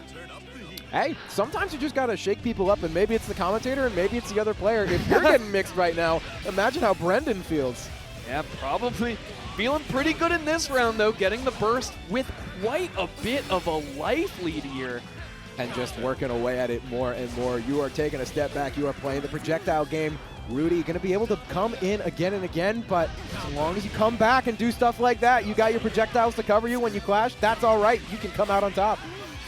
Oh, big drop there, though. Had to spend the 50 meter, meaning that Rudy cannot rely on that bar to keep the pressure up to get himself out of a sticky situation. You see the teleports trying to navigate past all of these summons that Brendan is kind of spawning out. Yeah, the blitz not quite going to work out there, and Rudy getting lucky time and time again, taking some hits, but falling out before it becomes lethal, and now has the big swing, is going to be able to get the burst bait, and just like that, slash. Finding that 6H chip, known to be able to do a lot of damage against low health characters. That Kunai super has so many hits on it. Didn't have a chance to route into it, but luckily just that roaming cancel into the 6H was enough. Great to start things up, trying to cross up, but now you've locked yourself into the corner and trying to get out. Brendan's having none of it, though, saying, get back in there. I'm going to throw more things at you. And if you try and get out, well, you got to guess right again. Air throw to kind of keep Rudy in the corner has been so key here. Teleport out. Dizzy's damage and set play goes up so much while you're cornered. So any sort of option Rudy can do to get out of it is so important. Command grab, we got the confirm off of it. Playing so well with all these dashes. Coming in, trying to get more pressure on the Dizzy. That's more time that the Dizzy can't set up and play the game the way she wants to. But you get in swings like that, and it's just not quite going to be enough. One last chance, but Rudy not going to be able to make it. And I think that's the... No, that is Dizzy herself. The fish was right there. I was like, did the fish get that one? Kill steal attempt there from the fish. Good round start 6P there from Brendan. Yeah, get back into it. Faultless to stay in this corner safely, but we're going to get opened up. Chip really good at doing it, and more damage coming to you. Going to take the corner, try and come in, get more of this damage, but Brendan has been playing immaculate defense, mixing in the Faultless. Kind of trying to put the brakes on, but remember, if Brendan ever tries to overextend, get too many summons out, Rudy's really just going to try and teleport right past you. And this counter hit blitz attack really going to keep the pressure on. So much meter on the side of Rudy. Yeah, you want to be spending it right now, and we are seeing it cashed out. That's another slash. And hey, one apiece. Let's see what starts us off right now. Trading sides, all right. Oh, big air throw here. Can't see me, but you can throw me. Brendan with such a committal option there. Really felt that. You gotta love it when you get a call out like that. That's the thing that kind of gets you hyped back up, and now you're getting swings too. Damage is the exact kind of thing to get you hyped up. Now keeping Rude+E locked into the corner, this is exactly what you want to see when you're playing Dizzy. Air throw reset there. Dizzy unable to get a hard knockdown on air strings like that. Now pushed back into the corner. Burst is available. Lots on the table right now. Brendan is going to be able to work through, and that is Rudy getting pushed to a game 3. Yeah, and a big think going on there. Look at both of our players' expressions here. Both gonna have a little bev here. The gentleman's to water. He's gonna do that next time I face someone in brackets. Be like, "Hey, gentlemen's to water." Yeah, no, and then you sneak in the rematch there. Oh, they're both closing their eyes. Bro, they're in on this. On? We are getting in the moment. We are getting in the mood. We're letting the cinematic play out just to get some extra time, just to kind of think and relax and recenter and refocus. And hey, I mean, these animations are something else anyway. Bro, they do the drink and then they do the think. We are locked in here. Final game between these two. Again, if you win, you are winner side top 8. The stakes are here. All right, Chip gonna get a little bit of damage right off the bat, but it's not a little bit more than a little bit of Chip. Brendan looking for ways and gonna force Chip back into that corner. Gotta play safe, but breaking out of it, and you gotta love to see that. Pressure up the string, finding that whiff punish on the 2P. Now threatening the cross-up. We saw Rudy go for that before. Very basic mix there, but just kind of runs it down every single time. Yeah, and it's a lot of big swings. You can see Brendan keeps trying to play it a little bit safer than we've seen so far, using this game 3 as an opportunity to sit back and let Rudy come to him. That is usually when Rudy is in the lead, but you get the dust like that, and I think it might just be curtains on this first round here. Final mix here. Blocked out with the FD. Good active defense there from Brendan, but mashing at the wrong moment. That low Rekka gonna really hurt Brendan there. All right, round 2. All or nothing. You got to go in. You got to do your damage, and that is what you want to see to start things off. Projectiles galore. You get your summons in here, and you can keep running this game. Brendan, again, wants to play slower, wants to play safe, and finding hits like that will help you play that game. Yeah, winner's life on the line once again. Brendan just trying to keep this life lead up, slow the pace down, could teleport in, but Rudy's now cornered himself, sneaking in that overhead, connecting on Brendan. Great Rekka overhead, but not going to find anything off of it is the problem. Brendan still has plenty of life in this game. The wrist meter going down too. You got to get your opening now, and that will be it, but not enough to follow up. Oh, sneaking past with the Gamma Blade. Ice Spike was not enough there. But Rudy kind of going back to neutral here. Not going to press the issue too hard. And we get Rekka 1 IP'd excellently by Brendan. That should be enough for that round as we go final game, final round once again. Winner side top 8 is on the line here. What more can you ask for to start us off? But final game, final round. This is exactly what you want to see. And it's not even losers. These guys are just fighting to stay in winners. I love seeing gameplay like this. And this is the treat that we get to start things off. Oh, yeah, what a treat it is. The pressure. Rudy keeping it up. Again, we saw Brendan, kind of YOLO throw that in the past, so now trying to stay as far away as you can. Just pressure with that Gamma Blade. Gonna throw out the burst. There is so little life left on Brendan, and the damage time right now. Oh, this could be bad, but the just frame's coming through. But that mortal counter, that should do it. And Rudy gets to stay in winner's side of top 8. Brendan, you're going to have to fight through losers, my friend. Yeah, we'll go to the loser side. Does only have to win one match in loser side. And one thing that he does have that's a little unique is that he has a crawl forward that pulls his hitbox so low that he'll be able to go under some of the Venom projectiles. So we'll kind of have that as an option to kind of throw Pzooo off the rhythm here. kind of make balls that Pzooo always expects you to block be evaded. Hey, low profiling is a huge thing that some characters just do better than others, and if you have access to tools like that, then use them, because that will always help you out in the long term. Oh, trade always in Faust's favor off of that 6P. Now a nice little life lead here. Will blow himself up. Big mistake there by Savior.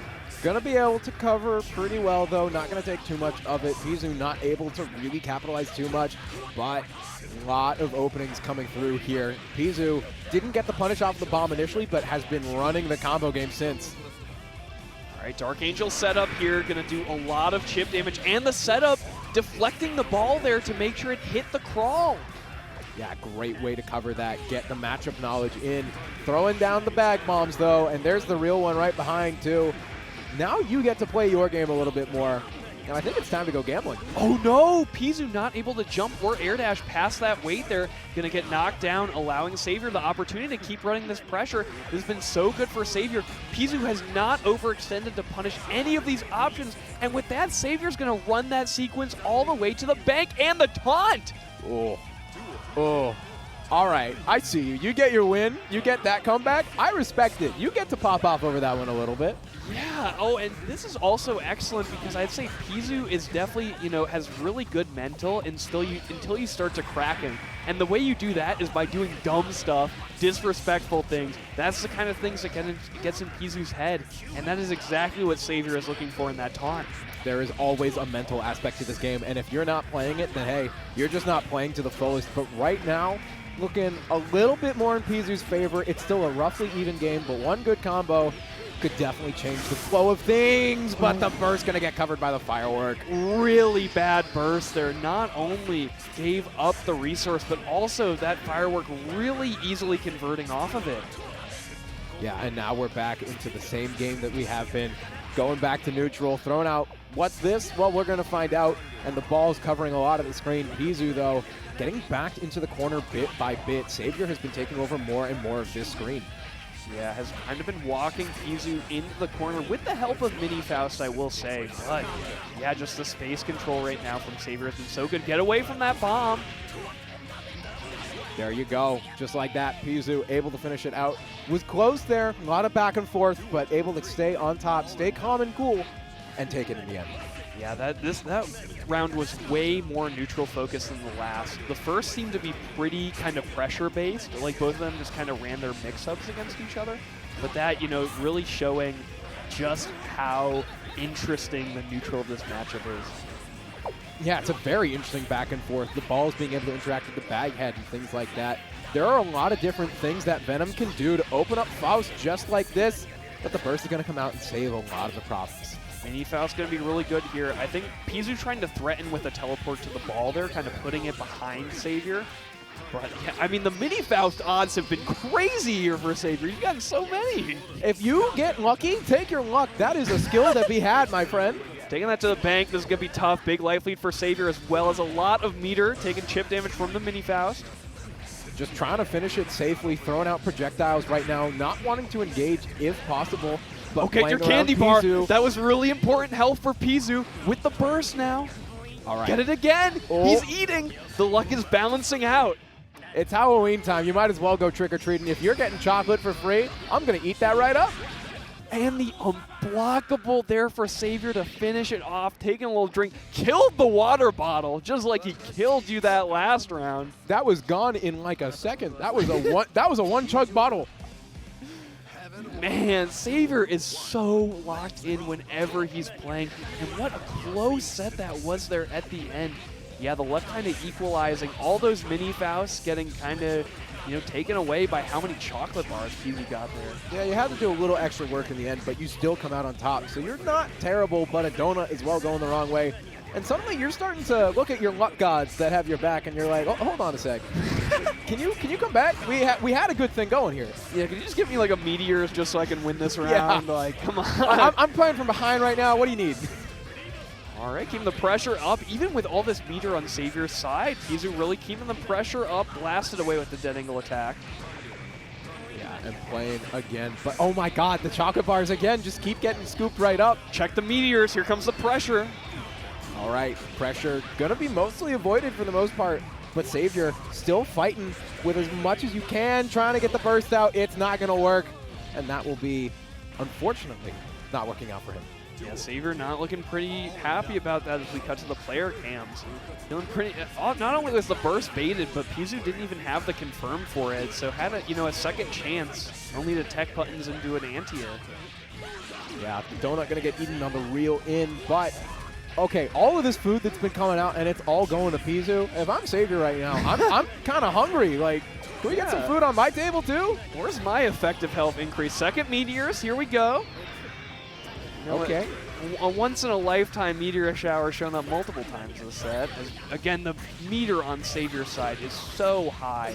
One thing with Exert is because you get meter for moving forward, characters like Venom can seem like they're inherently at a disadvantage just because your meter gain is not as high. You're spending too much time zoning, and you're not getting that nice, juicy tension. And with that active defense, that faultless defense pushing Pzooo away, Savior pushing him into the meaty Faust and finishing that round. Yeah, and a great way to work around it. We're just looking right back into the same game. We've been playing a lot more of the neutral focus that we talk about since the start of this game, and now we're starting to see it break down a little bit as both these players starting to figure out the other's neutral plan, and right now it is Pzooo running this corner. Really good setup there. Does have to deal with the bomb. Will jump out of it. Going to add a little bit damage to that combo, but Pzooo really wanted the knockdown, which he's not going to get. Yeah, hit by hit, play by play. It's working out ever so slowly in Pzoo's favor. Savior finally going to get the opportunity to push out of the corner. And hey, that's a good hit. Now you're in your pogo stance. Make it work for you, my friend. You got flowers for days. Hand them out. Look at all of the red health on that combo now. Pretty much evened out. Lots of meter on both sides. Pzooo going to spend that, though, for nothing as Savior dead angles him closer to the corner. Check the burst. Able to block that time at least. Not going to get full comboed. Yeah, you do still have your burst right now if you're Savior and given the health. That is something that you want to hold on to as long as you can. You want to save that for the last possible moment. Oh, we are nearly there. Super deep run there. Meter to spend. Savior can force the issue. And with that mash, Pzooo is going to be sent to the loser side. 2-0 there for Savior. Big nod to the camera. I'll be rooting for you in top 8, my friend. Yes, sir. And this is going to be a big opportunity for Glacial. Both of these players absolutely top 8 material, but Pzooo has shown so much consistency in getting to top 5s, top 4s, top 3s, top 2s, tournament wins. It's going to be pretty tough here for Glacial, but building up this risk is going to help. Just has to find the hit, and this is going to be big, big damage. Yeah, that risk meter is high right now, and that's the hit to cash it out. Going to spend the burst to get out of there. Not going to be able to get the loop just yet, but we're picking it right back up, and the ball coming out, controlling that neutral for you, letting you get in, and Glacial now the one back into the corner, but threatening to fight back out. Going to do that big projectile here, waiting for the parry, but excellent awareness there from Pzooo, using the roaming cancel system to get out of that attack and then just land without any button. Yeah, and what a great system that is, honestly. I want to see that in more fighting games, especially when you see players using it to the fullest like this. And right now, Pzooo, you're using it to its fullest. You just got the win off your Roman cancel, my friend. Yeah, super good mobility there. Pzooo, you know, both of these players playing a little bit weaker characters on the movement side, but both still able to do so much just with like the system mechanics and things like that. Yeah, Pzooo, you know, you're playing Goon, you get the kick loops. Sorry, I'm thinking about the wiki right there. And here we go. Hey, one more. All right, keeping it at 3. And with that knockdown, keeping the pressure up, dead angle attack. Glacial going to eat a big tantrum penalty for that. We'll be getting meter a little bit slower. Yeah, and we're seeing capitalization right now. Spinning in with the Beyblade. I know there's people playing with those in the venue, but now we got them on the battlefield too. Glacial, little bit of life left, but you have the corner pressure and you have the blender available to you. And this Leo is popping off right now. Huge starter there, but just the jump out there. Glacial not able to keep the corner under control. Yeah, able to slip back out though. These just blocks coming through immaculately. Burst going to be spent, but the grab, that's going to put it in the corner, and a lot of low kicks. Not quite going to do it in. One last lease of life. The super threatening you though. And Chip will be the name of the game, but not the character who has been slain. Yeah, Chip really did the deciding factor there. Looked so impossible for Glacial. You know, Coom, kind of unique, is able to steer his fireballs back and forth, kind of like Zato or another puppet. But with that EX fireball, also able to steer it up and down, you know, making sure that there was nowhere for Glacial to escape to. Yeah, it's an unfortunate situation to find yourself in, especially when you're playing that much on the back foot. But right now, Glacial just got to shake it off and play it a little bit more. Does have a little bit of a small life loss right now, but they're going to make that a lead as I'm talking. Getting Coom back into the corner. A lot of just blocks, like you were saying. Pzooo really looking for the meter here, not worrying too much about the risk. Dash through with the back turn, keeping the pressure up. No meter to spend just yet. You are in the blender right now, Leo. If there's one thing this character is good at across games, it is swinging, but you are going to be forced to stop for a moment. Coom going to get the blender going his own with the kicks, and there's another, and there's another. Going to keep it at 3 once again, though. Yeah, Super Orb, keeping the pressure up, faking a throw there, going for the mid instead. Dash out, though, Glacial. That will be enough. A round on the board for Glacial. Not going down with nothing, getting something on the trophy belt, and hey, let's see if we can get some more, huh? Yeah, but Glacial will not be satisfied with just 1 round, need a little bit more. H-Flash pushing you to the corner. Once again, these just blocks from Pzooo, so consistent. Backdash through the overhead. Really not worrying about that risk meter at all. Something that Leo can absolutely capitalize on. This character is, again, known to be a blender, but it doesn't matter if you're just kicking them into the screen again and again. Coom is coming alive right now. Super bar once again. Oh, but it's Glacial's throw who will land. Using the fireball, trying to get a blender started up, and here comes the super. Is going to get some control and some hits in, steal the corner. Are we going to be able to get the kill here? That is the question. Yeah, that Guts Crush going to give Glacial a lot of burst back, though. May have it as an option. Tentacle attack out, but that immediate tech buttons. Pzooo going to confirm, take it to set point.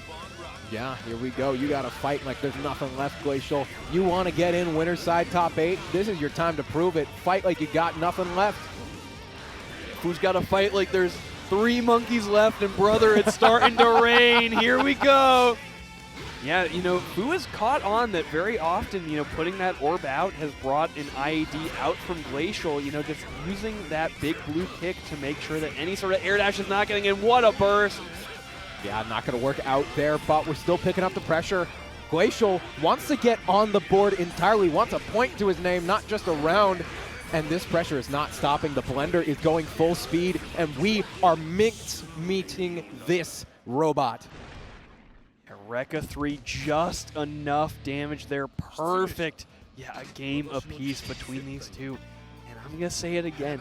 This would be a big upset for Glacial to take it. And again, not saying that Glacial is not top 8 material, but Pzooo is a champion. Yeah, if you can get into winner's side top 8 by taking it off of someone like this in particular, yeah, that is a huge win. Get a huge medal, you know, make the lives of everyone in loser side miserable. Like, I have to play a Pzooo. I'm not even in top 8 yet. I didn't sign up for this. I just want to get into top 8. I don't care if it's loser side. Don't make me fight the big first place. Yeah, danger here. 6H will keep it safe with the Roman cancel. Great swings coming out now from Glacial. Some new fire has been lighted. You might be down in life, but you are not done swinging. And the super coming out here too. Let's keep swinging some more. Oh my God, that's going to be it for Pzooo in this first round here. Glacial drawing first blood on rounds here, now ahead in this set. Again, Pzooo, the champion. We put the stops on double parry, triple parry. All right, I got that first round by playing aggressive. Let me play a little safe real quick. Let me kind of bunker down here for the situation. The Oki has been really hurting Glacial here. One more mix coming out, red fireball. Yeah, Pzooo is fighting back strong, going, all right, you got that first round. You are fighting the king, though. Let me tell you why I'm the king. I don't believe he's taken a single hit thus far right now and is threatening to end it all. Yep, there it is. The 7 letters you always want to see. My friend, you just played perfect. Pzooo, perfection is not enough, though. Needs a little bit more huge starter. Glacial needs to take this corner position and keep it up with the back turn, but what a weight on that 2D getting past the parry. Yeah, you were down in life, but the blitz going to come through, and that is exactly what you want to do, rejecting the hit. just needs to find a little bit more damage, and this could be yours. Glacial, the upset is on the table. Can you go across the finish line? And watch how these players use burst here. That's going to be really, really important to keep control of this second chance. Get out of any sort of set play. Good bait there. Glacial. Oh, sending in the projectile. Gonna get rejected with the blitz, but not gonna get punished too hard. Gonna be able to stay okay. You've been seeing a much more patient Leo in play right now, and another blitz coming through for Pzooo, saying, no, no, no, no, no. I'm still number one. I'm here to take you down, my friend. And its blitz is going left and right now. We are gambling here on these blitz attacks. Burst finally spent by Glacial. Pzooo still with his burst. Guaranteed burst point there. That resource is gone now. Glacial now, with one of the lowest mobilities in the game, has to get around this projectile to throw from Pzooo. Again, this is champion. He's been in these situations before. You think he hasn't almost been upset before? This is Pzooo we're talking about. What a whiff. It's not enough. I can't believe it's not over. The Roman cancel's coming through, but Pzooo, the diving foot, will take it. And you see such a reaction from everyone. The players, the crowd are set. And you just wait for top 8. You just get to chill. You got to get some of the venue food. Venue food kind of slaps. I'm gonna tell you right now. It's pretty good here. Also really got to endorse it, and especially on the wallet side, this venue food is fantastic. It's cheap. It's so cheap. I love it. I wish every convention center was like this. I get good food and it's not cafeteria quality. Yippee. Oh God, this game's going fast. Hold on. I need to stop talking about food. Yeah, half her life bar. Go, go, go, go, go. Keep going. Keep putting on that pressure. Eno, obviously, rush down, very good at putting on pressure like that. But you're fighting against a character who has one of the best buttons in the game, and that is Pineberry. Not going to see any of that in this first game, though. That was the Eno show. Yeah, I mean, the Eno round is definitely a factor in every game she's in. This offense is just brutal. And there it is. That's the Pineberry right there. He is actually going to get hit by it, spending the burst to get out of any punishment for it. Yeah, if you've kind of played any first-person shooter games, you can kind of intuit how Elphelt's grenade is going to work. She has to cook it a little bit, and then it will explode, causing a big combo opportunity, as well as just making her Oki really brutal. I played Snake in Ultimate, same thing. Yeah, you gotta cook it. See that timer at the bottom left of your screen whenever it's out? That is how long it is until it detonates. What movement there from SA. Gonna get tossed into the Pineberry, luckily a little too far away, but a great call out there by SA, the 6P, taking a quick game 1 against LostSoul, who still has the biggest smile on his face and has not shut up. I cannot believe he's still talking. Like, you'd think a loss that quick will get you to go, oh, hold on. Wait, maybe I need to refocus a sec. No, this guy is still talking. He is turning in his verbal essay right now. He's on the rematch screen, taking a moment just to think about it. SA has, of course, already dialed in that rematch, ready to go. Right, whatever you want to go, man. You want to keep talking? Go ahead. The camera's right there. I'm playing the game right now, though, so if you don't mind hitting your button real quick, I can move on to winner's side top 8.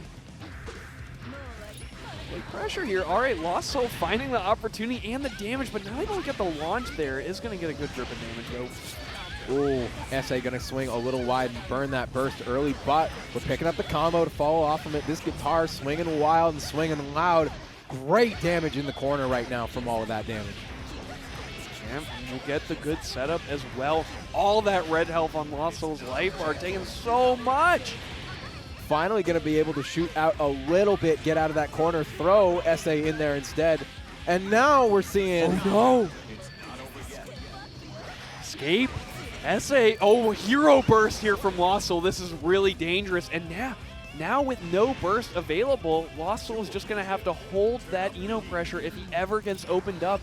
This is looking really, really bad. Yeah, you've been talking, but now's the time to shut up and show where your money's worth is.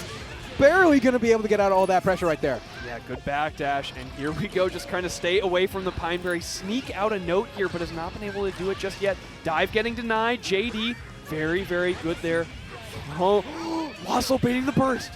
All right, now it's time to fight. The note, though, going to grab things. You have such a life lead, though. You can play around a little bit. You got the Pineberries to play around with. You might not even need it. You are just going to swing, and we're back in the corner. We're getting the hits in. Shotgun coming out. Grenade coming out. How many more options you got? It's a throw to break out. And this life lead could fly away really quickly here. LostSoul back to the wall. Going to get knocked down in the corner after this combo. Only a blitz available. This burst a little bit too far away. Needs it now and does get it for this next round. All right, it was until the last possible moment, but we did get around. Yeah. We're showing what we're worth right now, and now we're looking to take a game. Ooh, big counter hit starter, but couldn't confirm off of it. Very unfortunate there. Tried to go for the back throw with a 5H. Will not get it, though.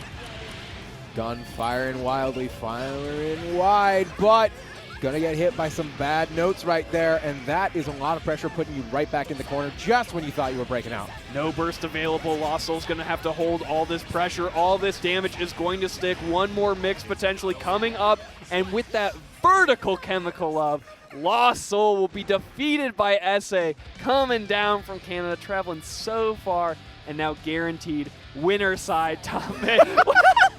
He's still talking. He will lose and he will keep talking. He's like, hey, here's the champion. This is going to go fast. If you like fast gameplay, if you like two characters beating each other to bloody pulps, have I got the game for you. It's Leo versus Millia.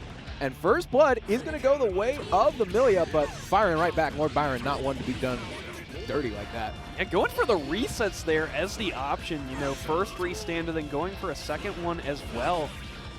Big back turn to anti-air. Yeah, Lord Byron has a pretty sizable life lead. Obviously, that can disappear in an instant.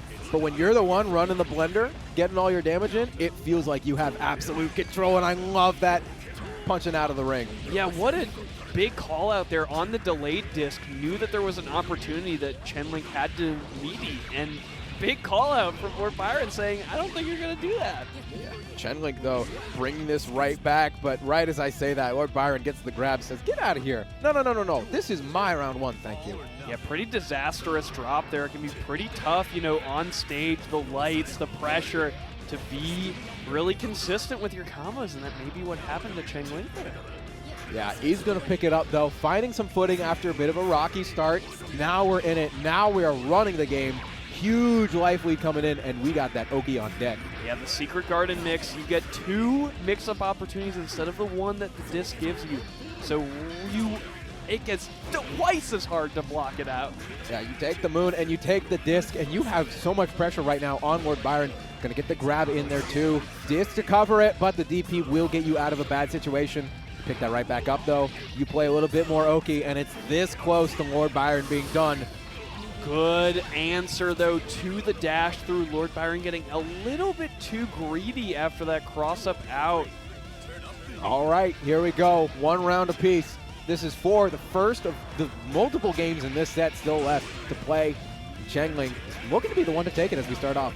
All right, get away from me. Burst out, and with that air dash in, going to get air thrown back towards the corner here. Super fall to fake the cross-up, going same side instead.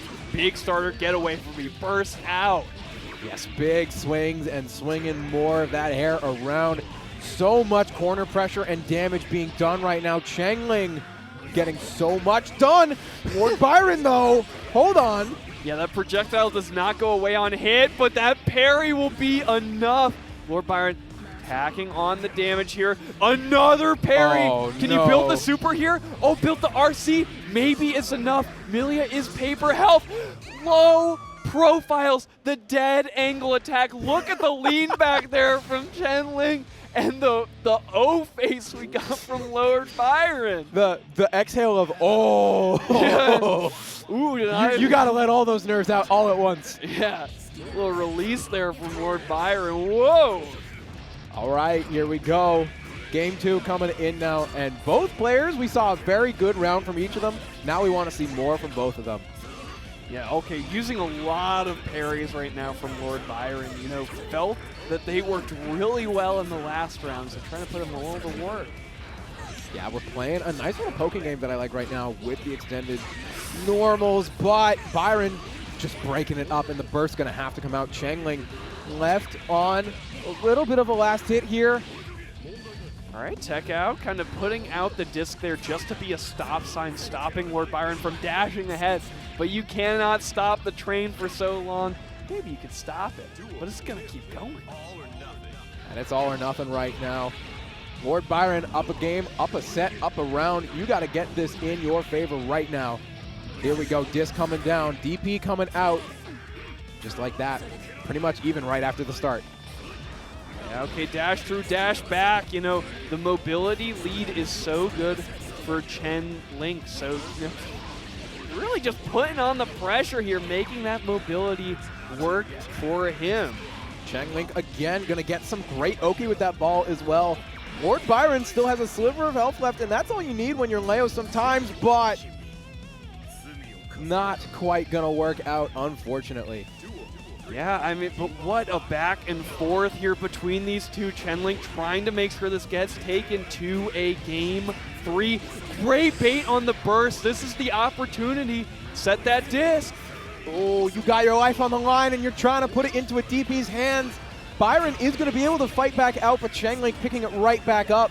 Not wanting to go down just yet, wanting a game on the board. And look at the defense that Lord Byron is playing around that pin, making sure that Chenglink didn't get that resource back, but eventually the Digitalis was enough. Final overhead, this should be enough. We're going to a game 3 in the loser side. Tournament life on the line. And you know these players are going to be putting everything they have into it because there's nothing left to give at this point.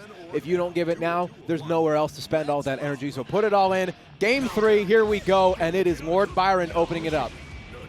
Oh, but Lord Byron is the one who whiffs the burst. Going to be missing that resource unless you just keep this pressure going. Look at this damage Lord Byron is dispensing. It is mounting and surmounting. It is not stopping. These swings are going wild and wide, and somehow Chenglink not down just yet. Finally going to find an opening, but there's too much to fight back from, and Lord Byron gets the nice overhead. Yeah, getting a good look at the bottom of Leo's boots there. Chenglink kind of struggling now. The damage differential is so big between these characters. You got to play so safe as Chenglink. Yeah, and when you have that DP as an option too, we've seen Lord Byron relying on it heavily, and it just keeps working out in his favor. Whoa! Reverse hitbox there. Got a good look at the back of Leo's pants there. Burst going to be spent. Not quite going to lead to anything on either side. Now we're just back to this quick neutral. He's going to be able to get the grab, though. And now we're looking scary. This final hit situation. Chenglink cannot make another mistake here. Navigating past. Has the pin back at least. But you know that Lord Byron's looking to play defense around that turbo fall just to get back to those grounded footsies. Oh, not quite enough with a DP. Lord Byron is going to be able to finish it out, though, with a couple more hits, and that is Chenglink. Unfortunately, your time in this tournament has come to net play demon, I have to say. And a little bit disrespectful, as you saw in pools. If you can grind online, more power to you. That is an absolute power to use to your advantage, especially with the rollback. That's what got a lot of people back into this game, but that's not what's going to get you into this one right now. Haehyun going to be the one to take first blood here. Of course, Clannad Burger coming all the way from Canada here to show off Exert as well. So we have quite a number of miles traveled by both of these players to come to this venue. Hey, I'm here for it. If you want to come all this way, more and more power to you. That's a lot to put into a game like this, but you're in top 16 and you're looking to make it a little further, so something works out right for you. Level 2 maintained here at least, but Clannad Burger allowing Joy to tech buttons. They're going to take a lot of damage with the Black Beat as well. Well, I was about to say you have one hit left. You no longer have that anymore. Clannad going to go down first. Tough stuff. Oh, good backdash though on the 6H, but not going to get much off of it and going to lose the level. Yeah, looking for the coins, trying to get more on that Mistfinder. Just barely going to find some options, but Joy slipping out of the corner again. Right now, it has been Joy running the show. Tried to go for the air throw, instead going for the burst bait there from Joy. Still going to get the back throw in the air. To take this pressure here. Clannad Burger looking a little low on funds right now. Needs you to bless that Cash App. Send him your credit card number. Yeah, you can go reckless spending. I know I've been doing that here, but you got to make sure that you are keeping at least a little bit of funds in the bank, or else you're not going to be happy when you have to find dinner tonight. However, that's a good one. We got it.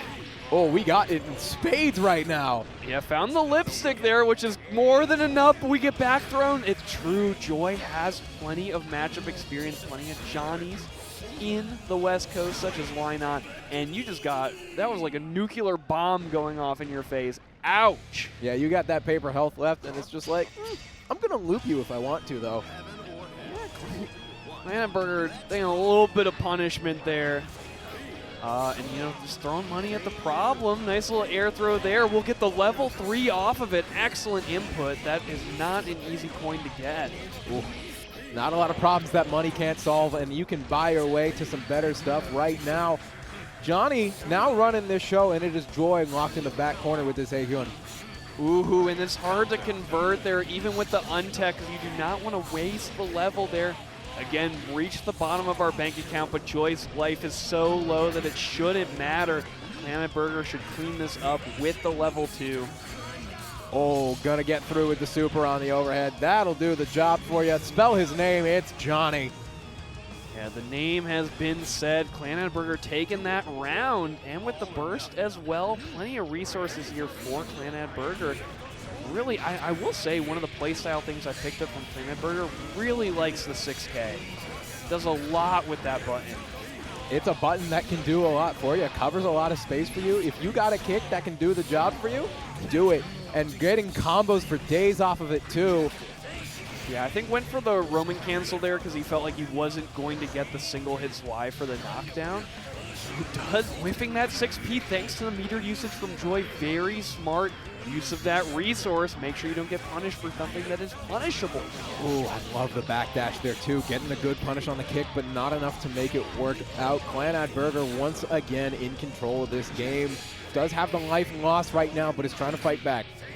Will IB there creating the space, going for the treasure hunt, gonna pop on that damage and get that additional funds. The Cash App has been blessed. Whoa! Ooh, not. That was a huge starter. Okay, swings are going left and right now. Joy is gonna be on the receiving end of it, and Clannad Burger has been fighting from the back foot to make this game happen. Level 3 is available for the unblockable, and we'll find it, tying it up a game apiece. And don't forget, both of these players traveled so far for these tournaments, and both of them are now one game away from being eliminated. You know this is going to be a good game 3, and getting into it right now. Both these players swinging madly, swinging wildly, not going to be the ones going home if they have anything to say about it. Oh, not able to coin up there, so still stuck at level 1. We'll have to find a way to trade with coin or just a way to land it as we force it in with the YRC. Able to force in. I love the pressure coming through for Joy here, using these Roman cancels very effectively, but the kick is going to go wide. Clannad Burger's going to use that opportunity to get in, do some work. Just trying to see who comes out on top of the scramble, and it's Haehyun. Yeah, not going to be able to burst here. Joy's still going to try and bait it, though. Not going to be enough. Can't even get the level. Missed the second dash input. Really tough here. You're backed in the corner. You're in the blender. You're getting kicked around the ball. Coming left, right, and center, but the misfiner, God's greatest soldier, coming to save the day. Yeah, hard knockdown even on level 1 P-Finer counter hit. Up, though, back throw will connect for Joy. Now a round up. And this is do or die for Clannad Burger. No more mistakes to be made in the dust to open things up. What a risky opener, and I love it all the same. So much corner damage from that. Yeah, that opener is actually to bait coin round start, but instead finding backdash 6K. This is looking unlosable right now for Joy. You need a miracle if you're Clannad to keep this going. You got to get every option on the table. You got to go gamble and spend your coins, and you got to be very, very lucky. Oh no, got the knockdown, but didn't get any coins. I love staying on the same side there with the stall and the misfiner. This should be enough, though, for... No, tagging the throw! Oh my god, okay. No! Baited the burst, goes low, and that is enough for Joy. What a scramble there at the end, and with that, Clannad Burger will be eliminated. Such a good pilot of one of the strongest characters in the game, and one of the most stylish characters in the game. Oh, I love this intro. Just for completely unrelated from everything. I love this intro. So much style, so much swagger. Oh, but we gotta get the blood ready to go. Drained out as she flies away in the background. So whimsical. I love this series, man. There's so much fun stuff in it. But here we go. Game 1, Duel 1. Let's rock. Yeah, we got the Canadian team kill coming in here. We go down. Crispy Munky trying to put out the stop sign with those coins, making it impossible for Bagel to approach. Getting pushed to the corner, though. Yeah, these coins doing a lot to stop these approaches. The backdash cancel's not quite working out. but that is a good opening for Crispy Munky. Looking for a little bit more, but no, it is Bagels swinging in instead. All right, dash through will work out for Crispy Munky here, pushing Bagels towards the corner. Counter hit lets you combo into the coin, getting that level. You have to delay that. Oh. Slayer gets counter hit weird. You need to give him a second. We love our goofy vampire man. He can just do things other players can't sometimes. And now getting a lot of corner damage and pressure coming in. That's the slash. That is round 1 going to Bagels. Excellent play there from Bagels, and every one of those command grabs gives Slayer a little bit of life back, so making sure that you are keeping that life advantage even as Crispy Munky dials up the damage. And great mixes coming in here too, mixing up the lows, the mediums, and the grabs. Gets you a lot of pressure going, and you can see Crispy Munky looking a little uncomfortable here, still locked in the corner the entire time I've been talking. Yeah, Crispy Munky has also, as we've seen, kind of struggling with the character-specific combos, has not found a way to get this S-Finer combo. Crispy Munky has currently tried 3 different things to combo that and has not found it. Level 3, though, off the air throw. Yeah, and this is another scary situation. It's just a matter of time. Bagel's going to take round 1, game 1. Not too much to worry about. Yeah, no, Bagel's looking super, super solid there, playing their game plan down to the T, and Crispy Munky, I feel, is a little floundering, still can't figure out how to get that S-Finer combo, and every time that happens, letting Bagels tech out, let Bagels kind of run their game plan. You got to be careful about letting someone run their game plan. You got to figure out your option and how to make it work now, because if you can't get those finers, then there's nothing left for you, my friend. We found the answer. Crispy Munky now getting the hard knockdown off of that S-Finer and looking like a completely different man because of it. Okay, yep, yeah. All that concern I was just building up, throw that out the window. This guy's got it. Never mind, he's better than me. Okay. Ooh, tried to go for the command grab there. Couldn't find the 5P 6H, so that's counter hit only. Oh, good grab in the corner there. Not quite going to get any follow-up. Looking for it, though, and Slayer going to bait out the burst, and it's going to work. And the anti-aircraft missile being deployed there. Crispy Munky making sure that Bagel could take no air actions there with that level 3P Finer. Yeah, here we go. Another great opener for Crispy Munky now. Looking entirely different from that last game. Whatever you needed to wake up clearly was found. Went much more solid here. Bagels will take the knockdown and the cross-up, putting a ton of damage on the board. Look at that red life on Crispy Munky right now. Yeah, that is more in line with what we saw at game 1. He is going to get the burst bait and succeed in doing so. Now got a lot of damage on the board. Looking to make it even more, though. Okay, good jump out there by Bagels. May not be enough, though. Crispy Munky going for the unblockable setup. Bagels, what is your answer? And nothing. And it is possible. Crispy Munky, with that setup, trying to eat your wake-up input with that YRC. If you overlap it, there's like a 2-frame window where it'll eat your input. So may have been trying to eat that wake-up input from Bagels. All right, we got the game 1. We got the game 2. Now it's time for game 3. Is this one going to be back and forth, or is it going to be another one-sided sweep? And right now, Bagels looking to say, no, it's going to be for me. Right, though, Crispy Munky spending that level 3, getting the knockdown. Meaty's YRC. Oh, Eagles able to escape. Crispy Munky a little bit low on funds, but not too low, and now going to be low on life. My God. Sometimes you don't have to worry about the money in the bank account, but the money in the life account. And right now we are looking to make a withdrawal. Bagels taking everything from the stock, found the credit card information, and run into the bank with it. Oh, yeah, identity stolen from Crispy Munky. So many credit card debts in his name right now. This is looking disastrous. Check it out. We're running the check. We're running the check. FICO's not picking up. It's not looking good for Crispy Munky. Dandy stepping back and forth. The burst finally going to come out. Crispy Munky, now is the time to come alive. You got to fight back. You are already looking pretty crispy, but now you're looking even better. Hit by hit, though. Are we going to find it? It looks like yes, and the misfinders now starting to come out. And hold on a second, this game is not over. Crispy Munky can't stop dropping, though. Level 2, dash through the in-bowl. Burst that on time will be enough. And with that, Bagels will tie it up 2-1 versus. Get it, then run it back. And here we go. It's going to be very, very tough here. Both of these players have to play out of their mind. The zoning war is usually won by Venom. When both of these characters are super far away from each other, that's Venom's advantage. And we're seeing that a little bit, but as we get close up, Dizzy, a little bit better, but you're seeing both players opting to just sit in the back, willing to play the long game right now. Something that seems to be working out okay for both players at the moment. Yeah, Dizzy's advantage here is with the momentum. She has a double air dash, so she can close that distance really fast here. So Cole has to be very vigilant in the defense. And that's the opening that Cole did not want you to find. But Drifterdane saw it and is taking everything from it. Very little life left for Cole right now. Drifterdane still sitting pretty comfy right now, but hold on. Game's not over till it's over. Air dash back, caught with the air unblockable. The 6H burst baited by Cole. Protection by the Angel's hands right now, but Dane cannot get out of the corner, and that is the opportunity Cole will take. Swinging it in with the pool stick. That is going to be a hook, line, and sinker. Yeah, Drifter can really struggle to get out of the corner against this character. Venom has so many options to cover the air dash out, cover the super jump out. It's been really tough, but now to burst it out, he's got to get right back in.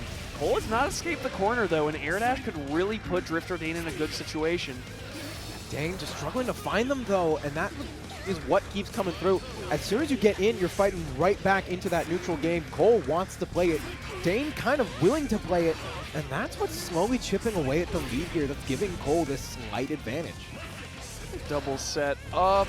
Really just kind of playing behind those pool balls, but with that, Dizzy getting a ton of damage off of these stray hits. Just like that, turning everything I was saying on its head. Coming in strong and quick with these summons and this damage. Cole, 1 or 2 guesses left and not even going to get the chance to guess before I say the end of this sentence. And viewers at home, you may be like, how did Dizzy not get hit there? You know, the JH was clearly inside of her. Well, if the fish and Dizzy would get hit at the same time, the fish always takes priority. So she can get defended even when she's taking a hit. So what we saw there was Cole trying to, you know, contest with the JH, and the fish just saying, get down, Mr. President. Remember to feed your summons. Oh yeah, they'll save your life. They will pay it back in kind. And Cole, now at the life lead, had a really good, or life loss, excuse me, had a really good start to this game, but Drifterdane found the rhythm, found the momentum to play at, and has been running it since. Excellent throw there, but couldn't get the combo. Pressure's not going to be as good as it could be, and this is a devastating back throw incident. Dark Angel was on the table there. Drifter making sure to escape the corner. That is a burst well spent. Summons once again, giving you these openings to get back in. Cole has been locked in the corner pretty much every single time that Dane has gotten the advantage state. A nice rejection there, but hold on. Cole is finding his openings and playing pretty damn well right now. Oh, missed the throw input there probably. I can't imagine the crouch blitz is what you wanted. Yeah, I'm looking at Cole's face. That does not feel like the face of like, oh yeah, that's exactly what I wanted to do. Yeah, I hit the right button there. Yeah. I'm so happy about it, I'm gonna frown. Look a little devastated here. Drifter going for a quick drink there, a quick little beverage, a little sip before we get back into it. Let's rock indeed. Game 2 starting us off. And once again, we're going right back to these corners. We are playing our long-range neutral game, something that, as you called out, Cole will often win. But yeah, that mobility from Drifterdane, always forcing the issue. The air dash in after the burst is super important to keep that pressure up, and now Drifter actually escaped the corner. Ooh, is going to be able to do so, but Cole wants to put you right back in there, setting up these pool balls, getting the set play going perfectly, and the setups and angles are coming through. The burst will be spent, so Dane not going to have to take any more of that pressure and put on his own instead. Okay, good check there. Can't convert off of that, but can low crush the dead angle attack, kind of sneaking under it. I like that, teleporting the ball right behind you too. You were right there, but now we just get to go back to the corner, play the long game that you win so heavily. Sneaking in, trying to slip in, put in that corner pressure. But Cole just instead going to be taking the corner instead, now having to hold some blocks done. Yeah, this mix is going to be super hard, but able to sneak out. Cole getting in with that 6P. Drifter using that FT to not get chipped out, but the chase down from the double head Morbid is enough for Cole. Yeah, and that is something you love to see if you're Cole. You're down, but you're not out. And now you have a little bit of the lead in this second game here. You want to play around with it even more if you can. Take those plus frames, take it in. Good blocks here by Drifter. Ooh, trying to play around with the balls, get some interesting angles set up and going. Hit by hit, it is all going the way of Cole. Dane not finding a lot of footing here, and that's the ball. Burst gonna get out though. Cole though, just Bishop run out here. Look out, that projectile is just bouncing and bouncing and bouncing. Teleports to it, but it's gone away. That 50-meter not really well spent there.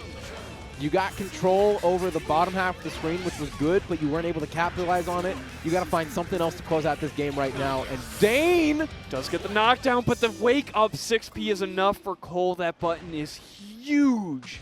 Able to take that game against Drifterdane. And now it's time to go back to the water again. Take those breaks in between games as you need them.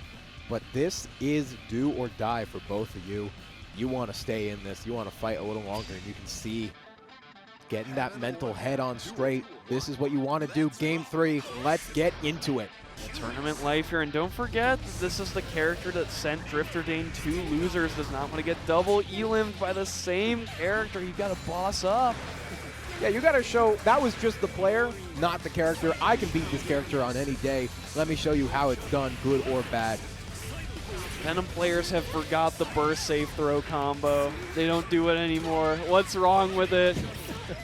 Gonna get bursted out, but now Drifterdane taking a ton of damage. A big setup here with the Dark Angel. Oh, all the chip, all the meter gone away in a second like that. Cole running this game right now. And there's not a whole lot, but as I say that, Dane clearly still trying to fight back the burst coming out, trying to keep this Venom alive a little bit longer, but Roman cancel like that, just barely gonna hang on with a paperclip.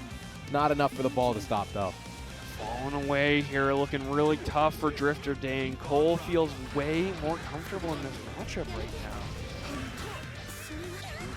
Okay, this is a bit of a slower pace than we're usually seeing coming into this round here.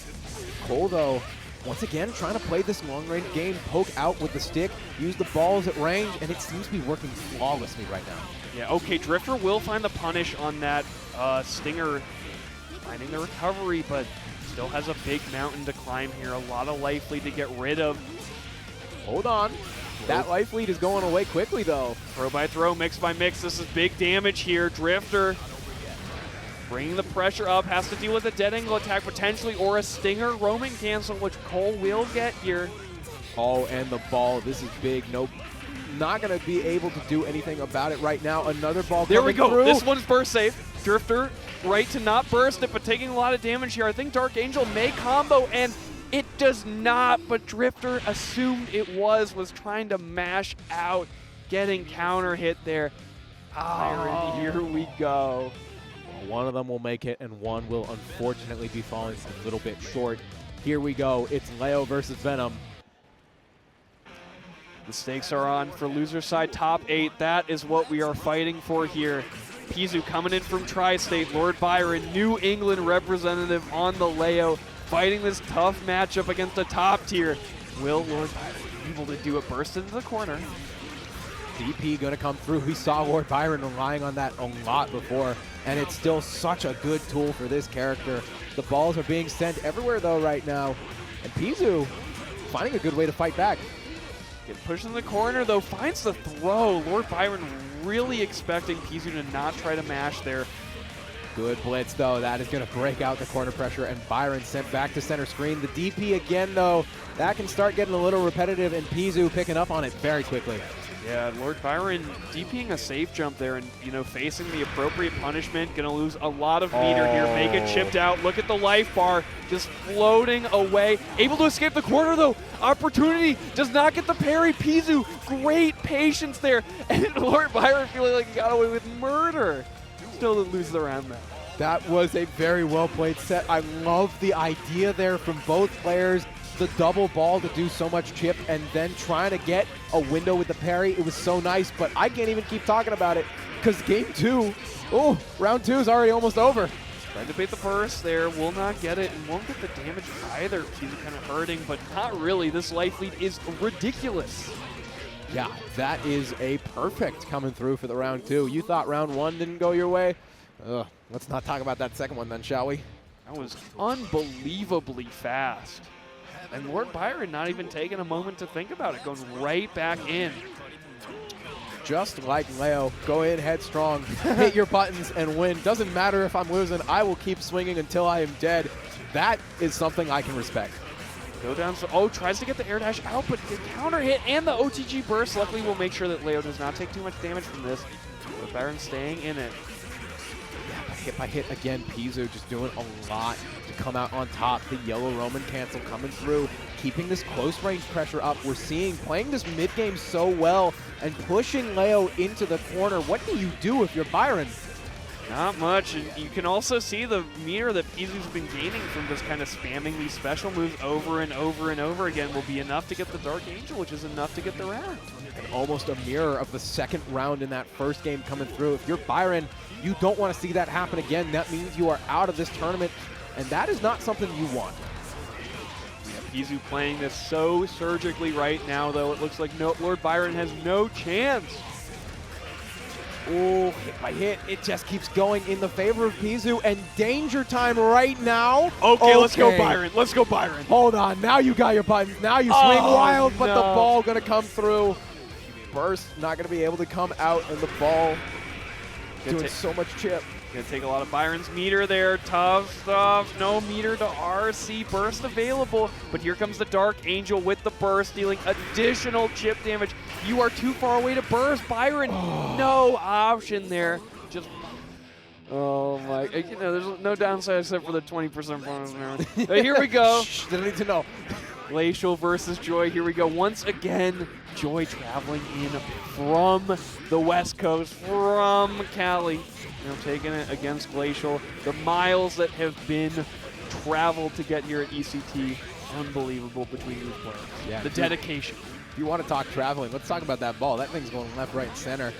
That is doing a lot to hold down Haehyun's game right now. But Leo, all of these exact same thing we saw last time, the just frames, the blocks, not worrying about the risk at all. Just want to get that meter built up and stacked. You don't think it feels bad for that to happen to you? Like, come on, stop saying my pressure is linear. That you can just block it every single time. I feel like bad. I'd be getting a little mad about it. Yeah. Just keep saying the just, like, can you not?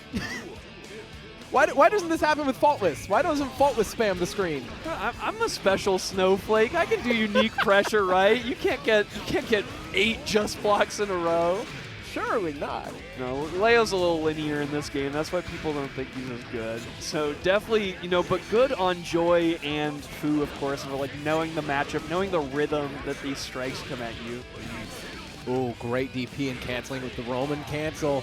Gonna try and get a big combo off this, and that's a good amount of life you're clawing away at, but the parry not gonna work out, and now you're back in the ball blender. Yeah, Glacial really going to be kicking themselves over that burst bait there. Didn't work, and then also took so much from it. And that air throw will be enough for Joy. Now a quick game up over Glacial. Yeah, very fast game one. Looking to make it a very clean, very quick 2-0 and a handshake. Scratching the chin, thinking about it a little bit before we get right back into the action. Yeah, Glacial taking a moment on the rematch screen, trying to find the composure, and immediately getting smacked in the chin by a haymaker. Oh, so much damage right off the bat from that kick loops, and you DP like that, I just get to do my setup again, and this Leo is looking uncomfortable. Just block to reduce the plus frames, but still plus enough. Joy mashing after that. It's a lot of swinging right now. The Leo, though, gonna come through, not quite gonna work things out. And Joy, coming out on top of that situation, and once again, just getting to get the set play going with the fireball. Glacial really struggling here, really low on life. The opportunity has not arisen yet, but at least with Joy's back to the corner, there's an opportunity. Pressure up, Roman cancel spent. Swinging wildly right now, getting a big combo off of it. This life lead has been worked away at, but you are still one mistake away from disaster. Now you got to block Faultless against all that pressure. Will do it, will not make the throw though. And that is Joy getting the round and potentially Glacial one last shot. Yeah, looking really dicey. Oh, no. Oh, no, buddy. No. That's a little bit risky to be going for. We got the lubes. crowd calls, hey, hey, hey, oh, no, this is looking unwinnable right now. Glacial, what have you got for us? The swan song, your chance. So much, but not going to be able to do anything. Going out on a perfect 2. That's got to be at least a little bit demoralizing, but both players lock in. This is your time to shine. Show the people what it's about. You're not going to be talking on the mic. You're going to be showing them how it's done. So here we go. Game 1 getting started right now. This is for top 8. This is for a medal loser side top 8. Let's see it. Bagels versus Brendan. Ooh, just a kick to get things started. A light glancing blow, but here come the dandy steps. And it's Bagel getting a nice little lead to start things off. And Brendan with a lot of stun built right now. The right counter hit could dizzy, but with this much pressure, I don't think that's really going to be an issue. Huge starter there for Brendan. Bagel, not a lot of life left to work with. You got to work through a bunch of this pressure. Dizzy is keeping this pressure game locked down, though. Not going to have a chance after those first initial swings, and Brendan playing proficiently to start it off. Yeah, that Ice Fish Oki is really devastating. You have to deal with about 3 low throw mixes, so you can just get your ankles broken in so many ways against that pressure. Speaking of the pressure, the summons and projectiles coming out in force right now. Slayer doing his best to fight out of the corner, and that's going to work out for you. Bagels, this is a great opportunity for them. This is the back throw incident looking bad here, but luckily Brendan able to escape the corner here. Counter hit coming through. Great for setting up the pressure. The burst is available. The question is, can you use it? Yes, you can, and it will help you in that moment, but you still have to get in to get your damage. Hiding behind these summons here. Brendan choosing just the right time to go in. So much defense built up. Bagels with a meter on their side, but that's about it. Losing this life to chip damage. It's close, and it's no longer close. That is Brendan confidently taking a 2-0 game 1. The chip damage is enough. The eyes closed. Focus up. Here we go. You are 1 game away from top 8. Brendan trying to be a closer here. Finish it up. Yeah, you want that medal. You want your loser side top 8. Fight for it. Play for it. Win for it. Bagels, though, not one to be shown out. They wanted that medal just as much. The pace here. Big starter and goes for the option that does beat burst. They're able to invul through. So much stun on the side of Brendan right now, and is getting mollywopped in this damage here. Bitten for the win. Look at that goes. Ah! Oh, down to the ground. You got rocked right there, my friend. Let's see if we can keep this going. A 2-0 to respond to the 2-0 you just got served. Hey, that's a great response, and you can swing even harder. Brendan, really, choosing to kind of guessing the low option on that first hit right there. Because he has the big unthrowable overhead that counter hits for a ton of damage. Or he could do the low, go for a throw, make you try and respect it. And Brendan is not respecting that. And because of that, Brendan's eating the biggest counter hits you've ever seen on your life on a character that gets stunned in 2 hits. You saw the twinge of emotion bubbling up, but just taking a second between games, taking a breath, calming down. You know how close you are. You don't want to get run over, and now it's Brendan back in charge this game. Yeah, looking way more confident here. Pressure. Oh, great throw. Just got to hold on, keep this pressure up. Bagels showed you up last game, but you showed them up game 1, and perfect. That is mental damage right there. Keeping it together here. Brendan trying to say, I made the wrong decisions on those counter hits last game, but we're a new Brendan. We're a new Dizzy.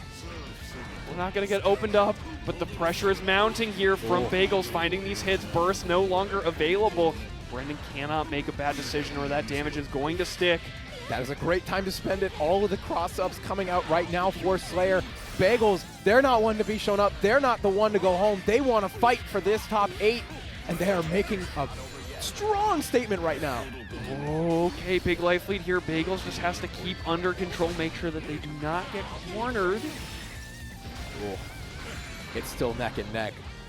Brendan absolutely still able to play the range game right now, but back into the corner. You don't have much space to run around, but you're going to throw Bagel in the corner instead, and this is your chance to end it all. No risk of a round 3. You got to go right now. Gotta get burst. You gotta burst now, and Bagel's not able to spend it with that Brendan punching the ticket into top 8. The vocalization of LostSoul's Teresa Popov.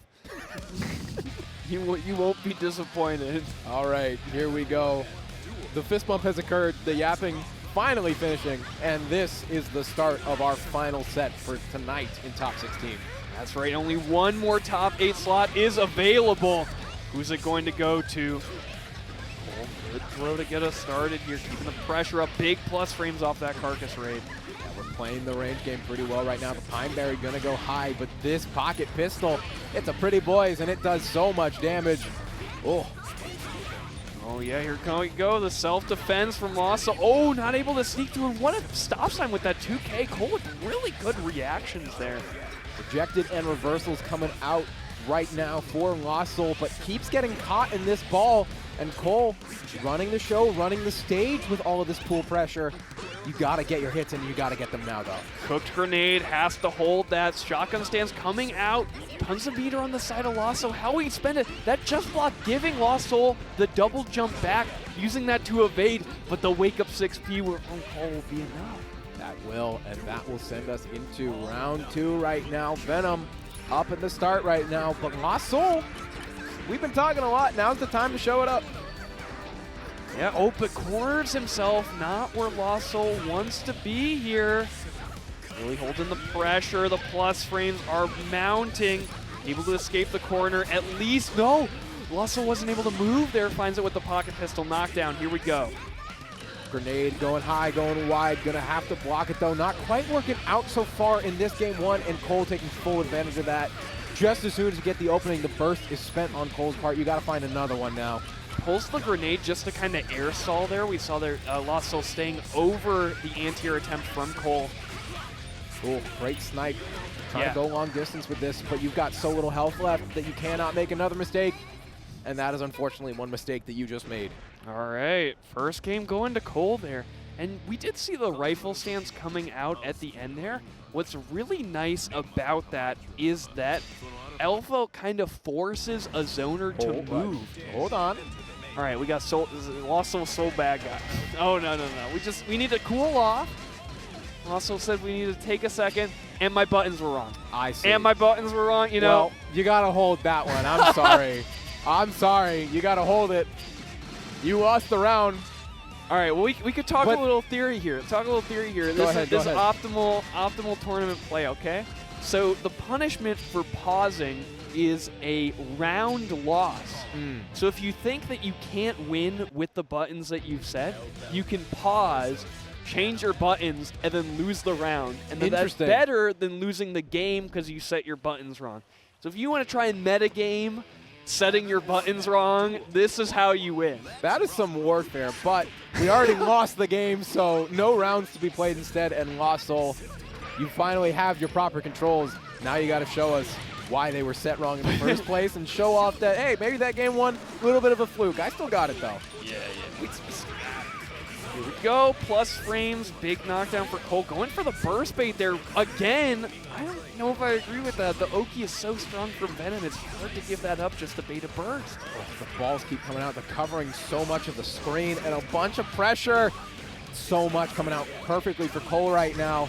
LostSoul has been trapped in the corner and cannot get out no matter what. But as I say that, hold on, last legs, we got some new life. All right, never count them out. We've been here the whole time. LostSoul putting Cole in the corner, in the locker here. Burst available. Will Cole spend it? Burst Archangel. This is invincible.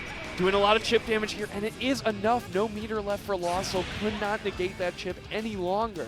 Used it all up, pushed all the way back, but it's all or nothing for LostSoul.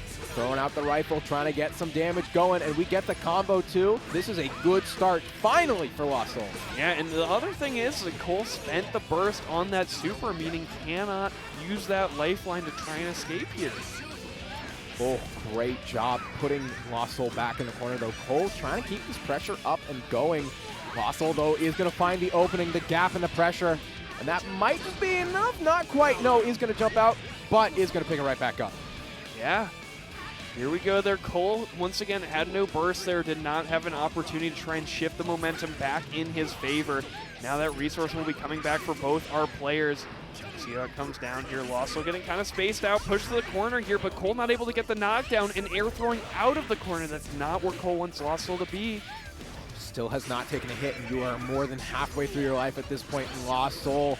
You got to find what's left in you. You got to work it. You got to put it into gameplay, not into words. And if ever there was a time to do it, now it is. But Cole just keeps winning these little trades, and it's all you need at this point to win the long game.